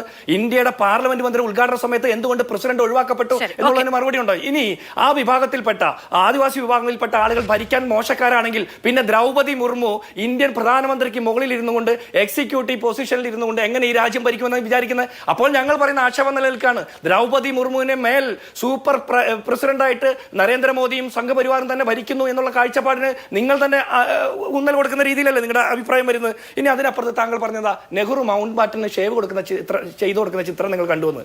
നിങ്ങൾക്ക് ആ ചിത്രം എവിടെ നിന്ന് കിട്ടിയത്? ഇന്ത്യൻ പ്രധാനമന്ത്രിയുടെ സർട്ടിഫിക്കറ്റ് എവിടെയാണെന്ന് ഷാബു പ്രസാദിന് അറിയാമോ? ഇന്ത്യ ഭരിക്കുന്ന നരേന്ദ്രമോദി ഏത് കോളേജിലാണ് പഠിച്ച്, ഏത് കുട്ടികളുടെ കൂടെ പഠിച്ച്, അവരെ പഠിപ്പിച്ചത് ഏത് അധ്യാപകനാ? അവരെ ഒരു സർട്ടിഫിക്കറ്റ് കാണിക്കാൻ പറ്റുമോ? അങ്ങനെ ഒരു സർട്ടിഫിക്കറ്റ് പോലും ഈ രാജ്യത്ത്, ഡിജിറ്റൽ ഇന്ത്യ എന്ന് നിങ്ങൾ അവകാശപ്പെടുന്ന രാജ്യത്ത് നിങ്ങൾക്കില്ല. അപ്പോഴാണ് മൗണ്ട് ബാറ്റന് ഷേവ് ചെയ്തു കൊടുക്കുന്ന ജവഹർലാൽ നെഹ്റുവിന്റെ ചിത്രം നിങ്ങൾ കണ്ടുപോലും. നാണമില്ലേ ഇങ്ങനെയൊക്കെ പറയാനായിട്ട്? നിങ്ങൾ എത്രയോ പതിറ്റാണ്ടായി ജവഹർലാൽ നെഹ്റുവിന്റെ താമസ സ്ഥലത്ത് അദ്ദേഹത്തിന്റെ കുളിമുറിയിൽ പോലും ഒളിക്യാമറ വെച്ച് നടക്കുന്നത് എത്ര കാലമായി? നിങ്ങൾക്ക് ജവഹർലാൽ നെഹ്റുവിന്റെ ആശയങ്ങളോട് പോരാടി തോറ്റ് മടുക്കുമ്പോൾ അദ്ദേഹത്തിന്റെ വ്യക്തി ജീവിതത്തിൽ ഒളിഞ്ഞു നോക്കി നിങ്ങൾക്ക് മടുത്തില്ലേ? അദ്ദേഹം ഷേവ് ചെയ്ത് കൊടുക്കുന്ന ചിത്രമുണ്ടത്. നാണമില്ലേ ഇതൊക്കെ പറയാനായിട്ട്? ഇങ്ങനെയാണോ നിങ്ങൾ ഈ വിഷയത്തെ അഡ്രസ് ചെയ്യുന്നത്? ഇങ്ങനെയാണോ നിങ്ങളുടെ? ഇതാണ് ഈ ഉന്നത കുലജാതരെന്ന് അവകാശപ്പെടുന്നവരുടെ ബോധ്യത്തിന്റെ പ്രശ്നം. ഈ ഉന്നത കുലജാതരെന്ന് അവകാശപ്പെടുന്നവരുടെ ബോധ്യത്തിന്റെ പ്രധാന പ്രശ്നം എന്താ അറിയോ? ഈ രാജ്യത്തിന് വേണ്ടിയിട്ട് പോരാട്ടം നടത്തുന്ന മനുഷ്യരെ നിങ്ങൾ കാണില്ല. ഈ രാജ്യത്തിന്റെ പോരാട്ടം നടക്കുമ്പോൾ ഒറ്റുകൊടുക്കുന്ന, ഒളിവിലിരുന്ന് ഒളിസേവ ചെയ്യുന്ന ആളുകളാണ് ഇന്ന് നിങ്ങൾ വാഴ്ത്തിപ്പെടുന്നത്. അല്ലെങ്കിൽ സംഘപരിവാറിന്റെ RSSന്റെ നേതാക്കന്മാരെ, ഇവന്മാരൊക്കെ ഈ രാജ്യത്തിന്റെ സ്വാതന്ത്ര്യത്തിന് വേണ്ടിയിട്ട് എന്ത് സംഭാവന ചെയ്തെന്നാണ് നിങ്ങൾക്ക് പറയാനുള്ളത്? ശരി, ശ്രീ ജെ.സി. തോമസ്, രണ്ട് കാര്യങ്ങളോടാണ് മനുഷ്യൻ കടപ്പെട്ടിരിക്കുന്നത്. ഒന്ന് ചവിട്ടി നിൽക്കുന്ന മണ്ണും, ഒന്ന് ഒപ്പമുള്ള മനുഷ്യരും. ഈ ചർച്ചയുടെ തുടക്കത്തിൽ തന്നെ ഞാൻ പറഞ്ഞതാണ്, ഈ രണ്ട് കാര്യങ്ങളിലും ഉണ്ടാകുന്ന വേർതിരിവ് മുന്നോട്ട് വെച്ചുകൊണ്ട് ഇപ്പോൾ തൃശ്ശൂർ ഒന്ന് തരൂ എന്ന് ആവർത്തിച്ച് ചോദിക്കുകയും അതിനുവേണ്ടി അവകാശവാദം ഉന്നയിക്കുകയും BJPക്ക് പങ്കാളിത്തം ഉണ്ടായിട്ടുണ്ടെങ്കിൽ കേന്ദ്രത്തിൽ നിന്ന് നേരിട്ട് ഇവിടെ സേവനവും ക്ഷേമവും എത്തിക്കും എന്നൊക്കെ പറഞ്ഞിട്ടാണല്ലോ. അപ്പോൾ ഞാനിത് കൃത്യമായും മനസ്സിലാക്കുന്നത്, സ്വാഭാവികമായും ഒരു ബജറ്റ് ഉണ്ടായി, അതിൽ കേരളത്തിന് ഒന്നും കിട്ടിയില്ല എന്ന പരാതി വ്യാപകമായി ഉന്നയിക്കപ്പെടുമ്പോൾ ആ ചോദ്യങ്ങൾ ഉണ്ടാവുക സുരേഷ് ഗോപിക്ക് നേരെയാണ്.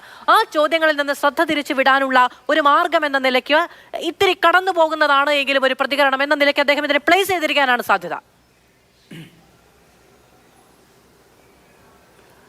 തീർച്ചയായിട്ടും ഇതിൽ ഏകപക്ഷീയമായി നമ്മളിപ്പോൾ ചർച്ച ചെയ്തുകൊണ്ടിരിക്കുന്ന തൃശ്ശൂർ MP-യുടെ മാത്രം പ്രസ്താവന പരിശോധിച്ചാൽ പോരാ. അതോടൊപ്പം തന്നെയാണ് മറ്റൊരു കേന്ദ്രമന്ത്രി കൂടെ നമ്മുടെ നാട്ടിൽ നിന്നുണ്ടല്ലോ, ക്യാബിനറ്റ് റാങ്കോട് കൂടെ മറ്റൊരു കേന്ദ്രമന്ത്രിസഭാംഗം BJPയുടെ ഉണ്ട്. അദ്ദേഹത്തിന്റെ പ്രതികരണം എന്തായിരുന്നു? അദ്ദേഹത്തിന്റെ പ്രതികരണം ഇത്രത്തോളം തന്നെ ഭീകരമായിരുന്നില്ലേ?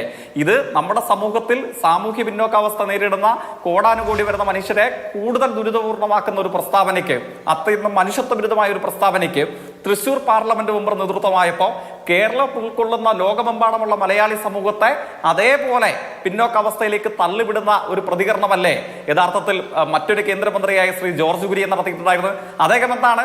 അദ്ദേഹം പറഞ്ഞു, കേരളത്തിന് നമ്മുടെ അവകാശങ്ങൾ എന്തുകൊണ്ട് കിട്ടിയില്ല എന്ന് ചോദിക്കുമ്പോൾ അദ്ദേഹം പറയുന്നത്, കേരളം പിന്നിലാവട്ടെ അപ്പോൾ നൽകാം. അപ്പൊ കേരളം മുന്നിലായതാണ് കേരളത്തിന്റെ കുറ്റമെന്ന് BJP നേതാക്കന്മാർ, മലയാളിയായിട്ടുള്ള BJP നേതാക്കന്മാർ പോലും പരസ്യ പ്രതികരണം നടത്തുന്നു എന്നുള്ളതാണ്. കേരളം സാർവത്രിക വിദ്യാഭ്യാസത്തിൽ 1-ാം സ്ഥാനത്തെത്തിയതാണോ കേരളത്തിന്റെ കുറ്റം? ഏറ്റവും കുറഞ്ഞ ശിശുമരണ നിരക്ക് ഇന്ത്യയിൽ 1-ാമതുള്ളതാണോ കേരളത്തിന്റെ കുറ്റം? ഏറ്റവും മികച്ച ക്രമസമാധാന ഭാരതം ഇന്ത്യയിൽ 1-ാമത് കേരളത്തിലുള്ളതാണോ നമ്മുടെ കുറ്റം? ഏറ്റവും മികച്ച സുസ്ഥിര വികസന സൂചക പ്രഥമ സ്ഥാനം കേരളം അലങ്കരിക്കുന്നതാണോ നമ്മുടെ കുറ്റം? ഏറ്റവും ഉയർന്ന സ്ത്രീകളുടെയും അതോടൊപ്പം പെൺകുട്ടികളുടെയും ഉന്നത വിദ്യാഭ്യാസ രംഗത്തെ പങ്കാളിത്തമാണോ നമ്മുടെ കുറ്റം? ഏറ്റവും വ്യാവസായിക സൗഹാർദ്ദ അന്തരീക്ഷത്തിൽ ഇന്ത്യയിൽ 1-ാമത് വന്നതാണോ നമ്മുടെ കുറ്റം? ഈ 1-ാം സ്ഥാനമൊക്കെ നേടി ഇന്ത്യക്ക് മുമ്പിൽ മാതൃകയായി നിൽക്കുന്ന നമ്മുടെ നാട് നശിച്ച് പിന്നോക്കാവസ്ഥയിലേക്ക് പോകണം. അതാണ് ഈ സംഘം ആഗ്രഹിക്കുന്നത്. അതുകൊണ്ടാണ് നമ്മുടെ അവകാശം എവിടെ എന്ന് ചോദിക്കുമ്പോൾ നിങ്ങളൊന്ന് പിന്നിലാവട്ടെ, കേരളം ഒന്ന് തകർന്നടിയട്ടെ, അപ്പോൾ ഞങ്ങൾ ആലോചിക്കാം എന്ന അങ്ങേയറ്റം മനുഷ്യത്വ വിരുദ്ധമായ സമീപനത്തിലേക്ക് വരുന്നത്. ഒരു വാചകം കൂടെ ചേർത്ത് വെച്ച് അവസാനിപ്പിക്കുകയാണ്. ഇദ്ദേഹം പറയുന്നു, അണ്ടർ പ്രിവിലേജ്ഡ് ആയിട്ടുള്ള മനുഷ്യന്മാരുടെ സ്ഥിതി എന്താണ്? BJPയെ ന്യായീകരിക്കാൻ ഈ ചർച്ചയിൽ പങ്കെടുത്തിരിക്കുന്ന BJPയുടെ ഔദ്യോഗിക ലേബലില്ലാത്ത മാന്യൻ അദ്ദേഹം പറയുന്നു, ഈ നാട്ടിൽ ഇന്ത്യയിൽ മഹാഭൂരിപക്ഷം 60% മേൽ പിന്നോക്കാവസ്ഥയിലുള്ള ജനങ്ങളാണ് പോലും.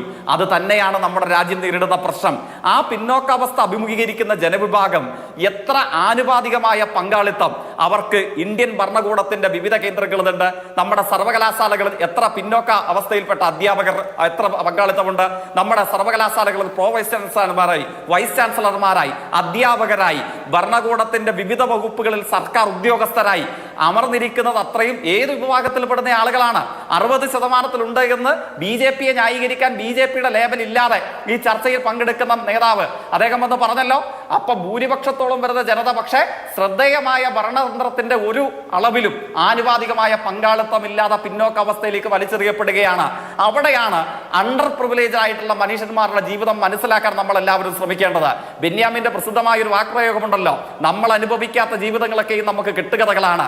ഇവിടെ ദിനു പറഞ്ഞതുപോലെ എന്തുകൊണ്ടായിരിക്കാം തൃശ്ശൂർ എം പിക്ക് പറയാൻ തോന്നിയില്ല UGCയുടെ ചെയർപേഴ്സൺ ഒരു അധസ്ഥിത സമൂഹത്തിൽ നിന്നാകണം, തെരഞ്ഞെടുപ്പ് കമ്മീഷന്റെ ചെയർപേഴ്സൺ ഒരു അധസ്ഥിത സമൂഹത്തിൽ നിന്നാകണം, ഇന്ത്യയുടെ വനിതാ കമ്മീഷന്റെ ചെയർപേഴ്സൺ ഒരു അധസ്ഥിത സമുദായ അംഗമായിരിക്കണം, ഇന്ത്യൻ സുപ്രീം കോടതിയുടെ ചീഫ് ജസ്റ്റിസ് ഒരു അധസ്ഥിത സമുദായ അംഗമായി എന്തുകൊണ്ട് വന്നുകൂടാ? കാരണം ആ ഇടങ്ങളിലൊക്കെ അധസ്ഥിതരല്ലാത്ത മറ്റാളുകളുണ്ട്.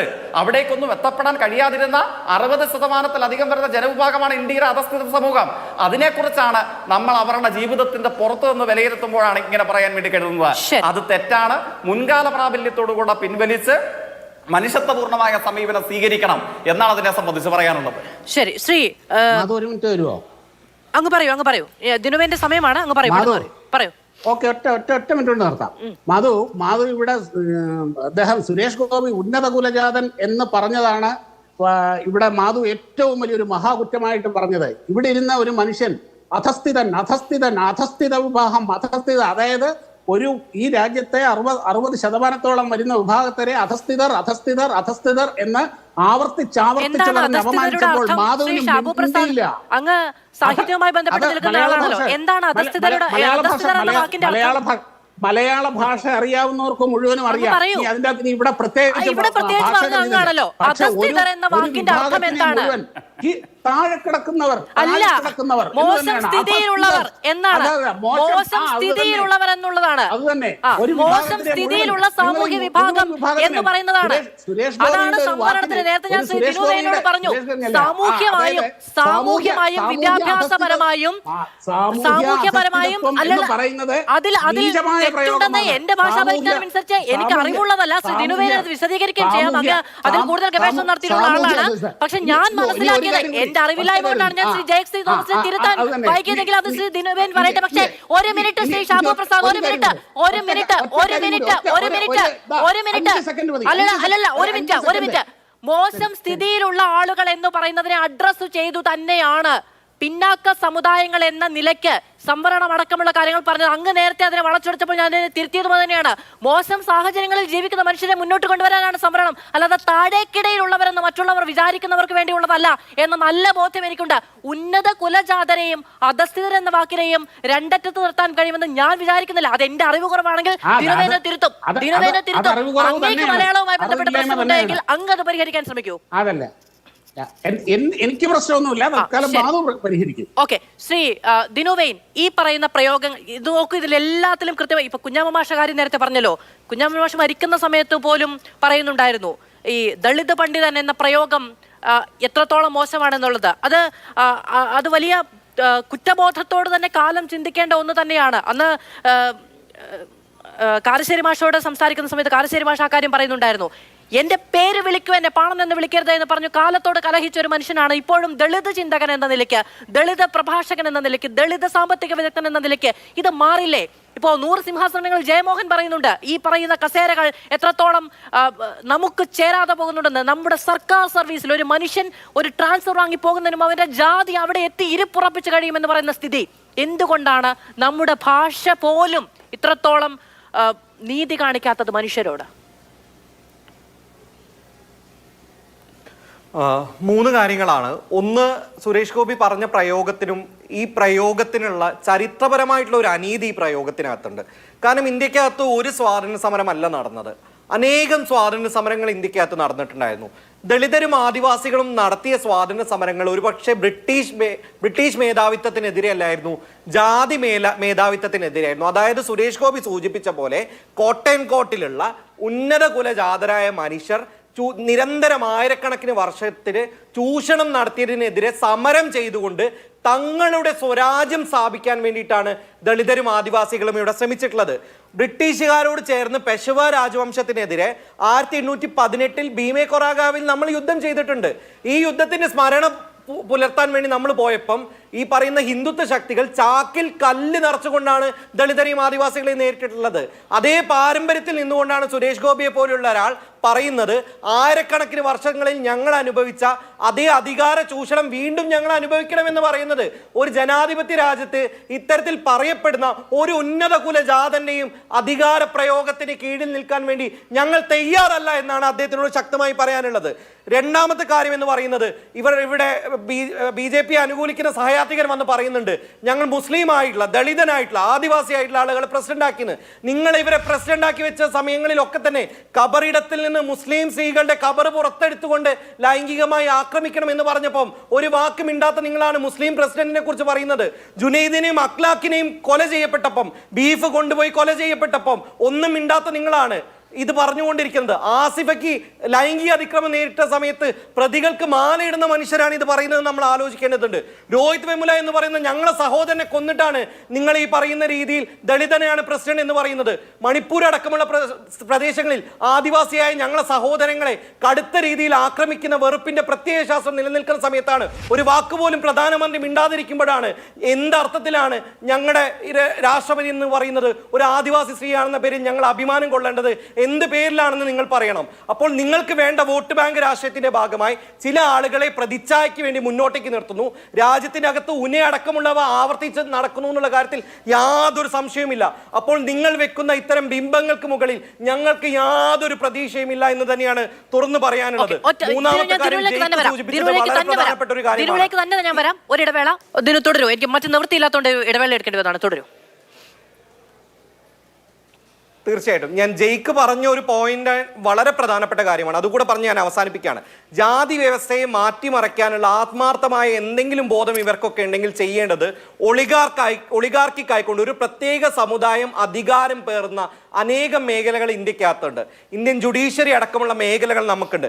ആ മേഖലകളെ മാറ്റിമറിക്കുവാനാണ് ശ്രമിക്കേണ്ടത്. നോക്കൂ, ശബരിമലയിൽ മലയാള ബ്രാഹ്മണൻ മാത്രം തന്ത്രിയാവുക എന്ന് പറയുമ്പം ഒരു വാക്കിവർ മിണ്ടുന്നില്ലല്ലോ. അവിടെ വേണ്ടേ നമുക്ക് ഈ അങ്ങോട്ട് ഉൾട്ട കളി അവിടെ വേണ്ടേ? മലയേറിയ സമുദായത്തിന്റെ ശബരിമലയെ തട്ടിയെടുത്തുകൊണ്ട് മലയേറിയർക്ക് അത് തിരിച്ചു കൊടുക്കാൻ നിങ്ങൾ പറയുന്നില്ലല്ലോ. ഗുരുവായൂരിനകത്ത് പാചകത്തിനകത്ത് ബ്രാഹ്മൺ സമുദായം മാത്രം മതി എന്ന് പറയുമ്പോൾ നിങ്ങൾ ഇത് പറയുന്നതായിട്ട് കാണുന്നില്ലല്ലോ. ഇവിടെ ഒന്നും ഇത് കാണുന്നില്ല. നോക്കൂ, നിങ്ങൾ പറയുന്ന രീതിയിലുള്ള ജാതീയതയ്ക്കെതിരെയുള്ള എന്തെങ്കിലും പ്രവർത്തനങ്ങൾക്ക് ആത്മാർത്ഥത ഉണ്ടെങ്കിൽ ഇത്തരം മേഖലകൾക്കുള്ള ഇടപെടലുകളാണ് വേണ്ടത്. ഇന്ത്യക്കകത്ത് ഒളിഗാർക്കിക്കായിട്ടുള്ള ജാതി മേധാവിത്വം കൊണ്ടു നടക്കുന്ന ഇടങ്ങളിലാണ് നിങ്ങൾ മാറ്റങ്ങൾ വരുത്തേണ്ടത്. ഇന്ത്യക്കകത്ത് ഒരു മനുഷ്യനെയും ഞങ്ങൾ ഉന്നത കുലജാതനായി അംഗീകരിക്കാൻ വേണ്ടി പോകുന്നില്ല. ഞങ്ങൾ അംഗീകരിക്കാൻ വേണ്ടി പോകുന്നത് ഭരണഘടനാ മൂല്യമുള്ള ഒരു ജനപ്രതിനിധിയെ മാത്രമേ ഞങ്ങൾ ഏതെങ്കിലും രീതിയിൽ ഉള്ളിലേക്ക് എടുക്കാൻ വേണ്ടി പോവുകയുള്ളൂ. വർഷക്കണക്കിന് കാലം ഞങ്ങൾ പൊരുതി നേടിയിട്ടുള്ള സ്വാതന്ത്ര്യമാണിത്. ഇത് നിങ്ങളുടെ ഉന്നത കുലജാതരായിട്ടുള്ള വർണ്ണാശ്രമ വ്യവസ്ഥയുടെ മുന്നിൽ വെക്കാൻ ഞങ്ങൾ ഒട്ടും തന്നെ ആഗ്രഹിക്കുന്നില്ല എന്ന് ഉറച്ചു പറയുന്നു. ശരി, വളരെയധികം നന്ദി പാനലിസ്റ്റുകൾക്കും പ്രേക്ഷകർക്കും. നാട് കേരളമാണ്, ഇത് മുന്നോട്ട് പോവുക തന്നെ ചെയ്യും. എത്ര വലിയ പ്രതിസന്ധികൾ ഉണ്ടായാലും ആരൊക്കെ പരിമിതപ്പെടുത്താൻ ശ്രമിച്ചാലും എന്ന കാര്യത്തിൽ കേരളത്തെ സ്നേഹിക്കുന്ന സമൂഹം എന്ന നിലയ്ക്കുള്ള ഒരു മനുഷ്യനും സംശയമുണ്ടാകാൻ ഇടമില്ല തന്നെ എന്നത് ആവർത്തിച്ച് പറയേണ്ടതുണ്ട്. മറ്റൊന്ന്, മനുഷ്യനെ മനുഷ്യനായി കാണാനുള്ള ആർജവം ഈ മണ്ണിൽ നിന്നാണ് നമുക്ക് കിട്ടിയത് എന്നുള്ളത് നമ്മുടെ അഭിമാനവുമാണ്. വളരെയധികം നന്ദി പാനലിസ്റ്റുകൾക്കും പ്രേക്ഷകർക്കും.